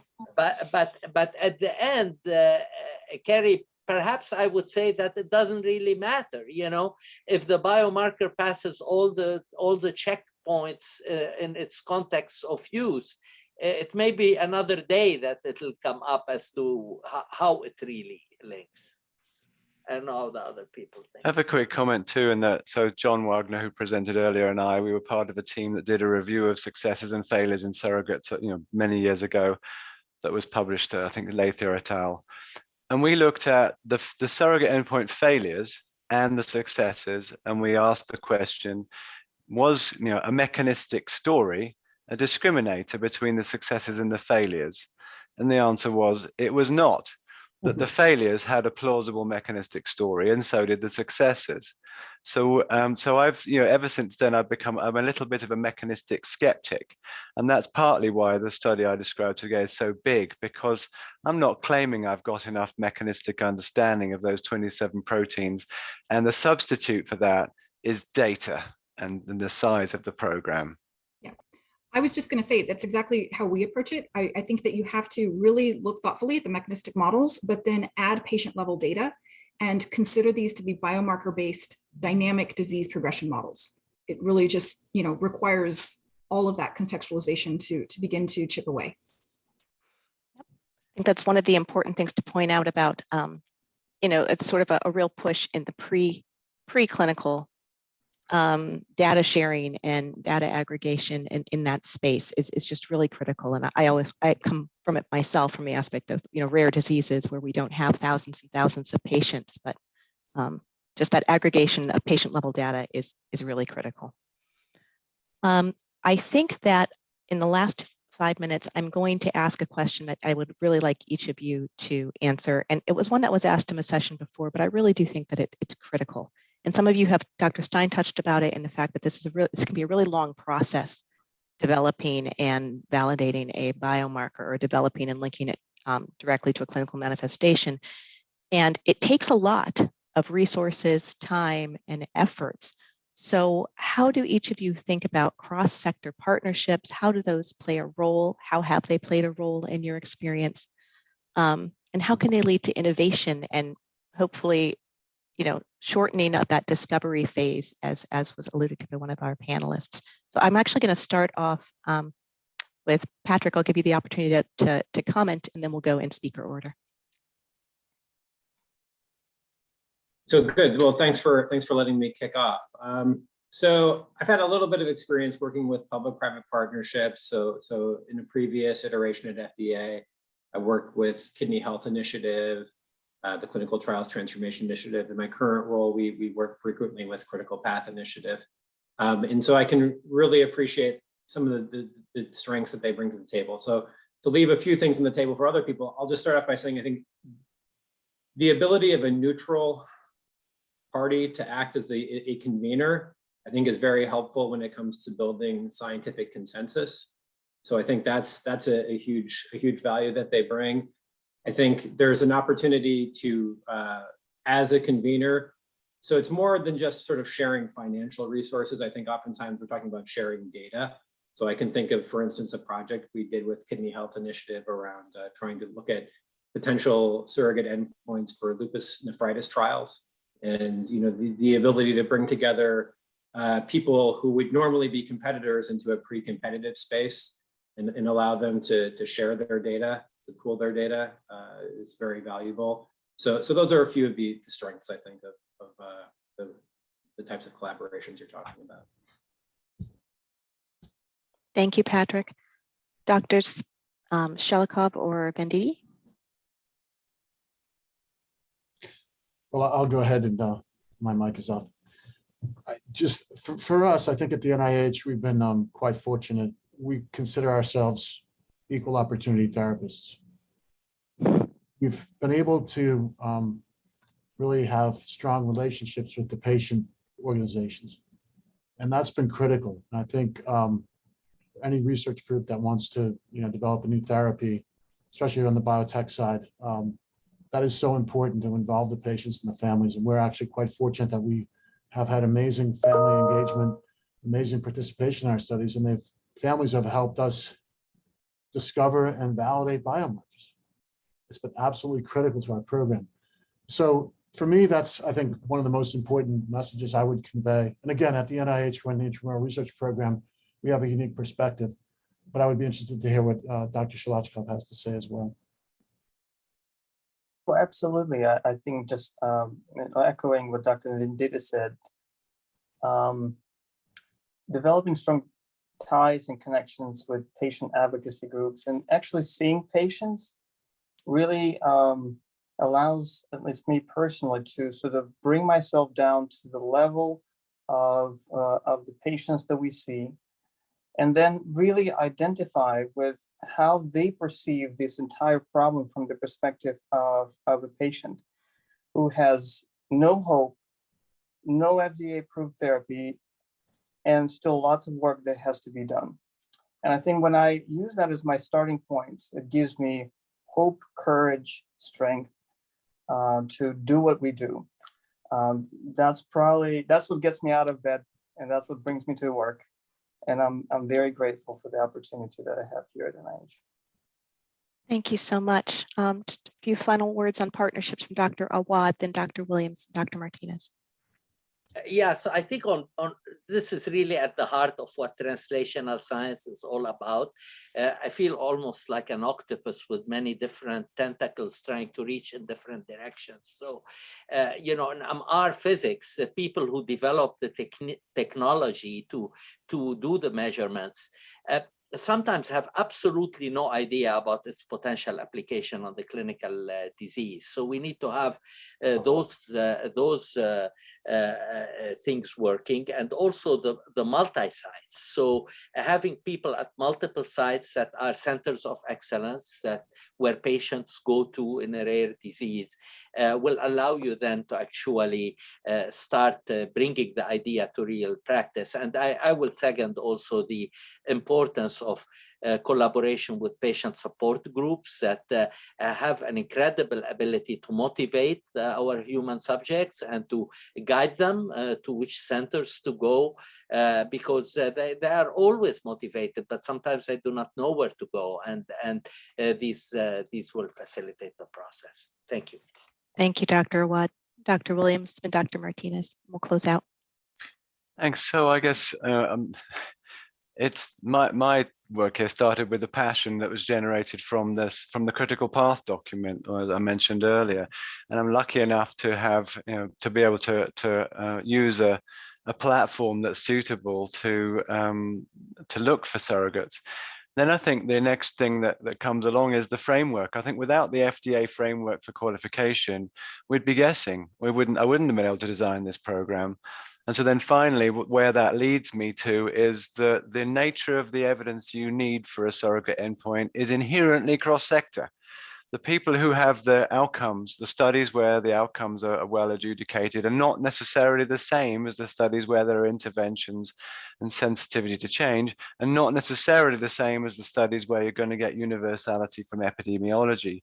So in the end, you need the platform and the combination of those different sources of evidence. It's inherently cross-sector. Thank you. Dr. Martinez? Yes, and that's actually, I'm just going to pick up on that transition. The inherently cross-sector component is really what is the guidepost for what we do at the Critical Path Institute, because we understand that obviously it takes a village, it takes an army. We've emphasized the resource intensivity of this. And one of the other things that we consider within all of our consortia, and just the demonstrated public-private partnership model that we've used across diseases over the years, is also making sure we have patient advocacy voices in our consortium model as well. we fundamentally do this for the people living with these diseases, for their families and caregivers. And we want to make sure that we bring and magnify that voice of the patient to all of the efforts that we do, including identifying the consensus of what industry needs in order to have an optimized clinical trial.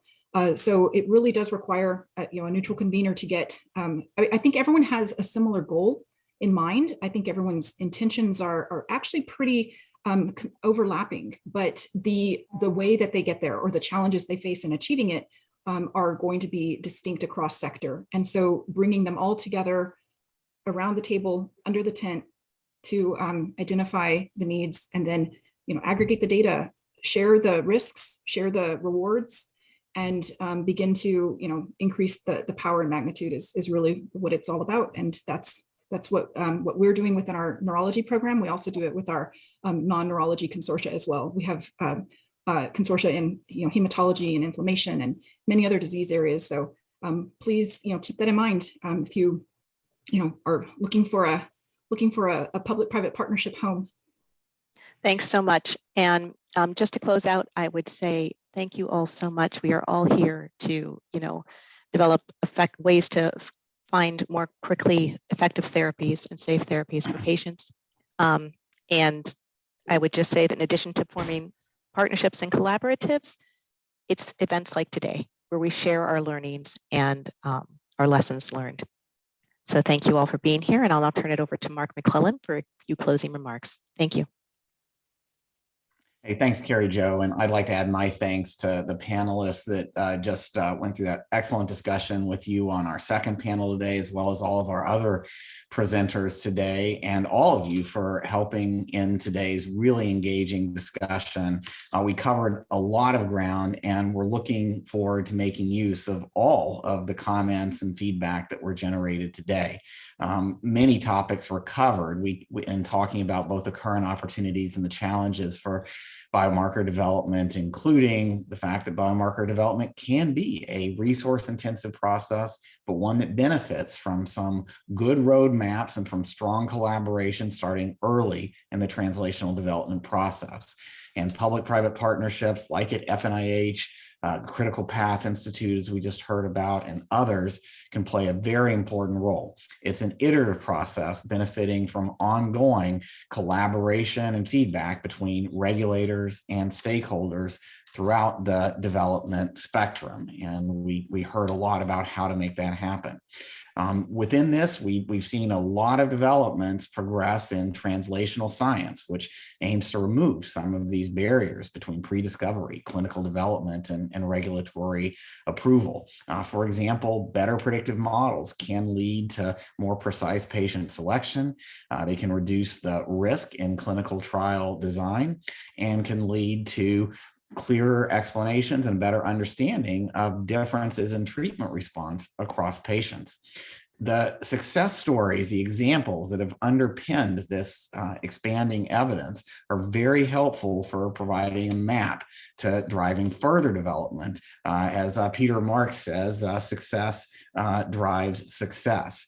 But publication and discussion of failures is also incredibly helpful. So the whole field can learn from what didn't work and incorporate that into this translational science armamentarium as well. Now, we did hear about a number of success stories, applications of animal models to shorten the discovery timeline in MMA and PA, a machine learning model for cardiovascular outcomes based on large-scale multivariate data analysis and well-defined outcomes, a neuroimaging biomarker for cavernous angioma validated with quantitative correlation to clinical outcomes, and neurofilament light chain, which is not disease specific, but can be broadly understood in terms of neuroaxonal damage with potentially a range of applications.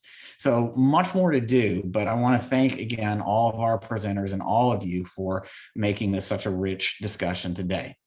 Now, we're looking forward to giving you a break this evening, but welcoming you back on day 2 of our meeting tomorrow, during which we'll hear about innovative strategies to support the use of biomarkers and other emerging translational science in clinical development.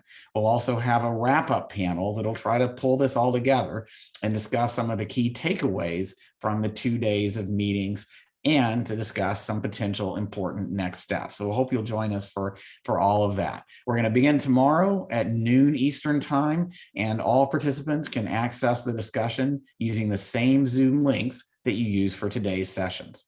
For now, thanks again. Have a good evening, and we look forward to seeing you tomorrow.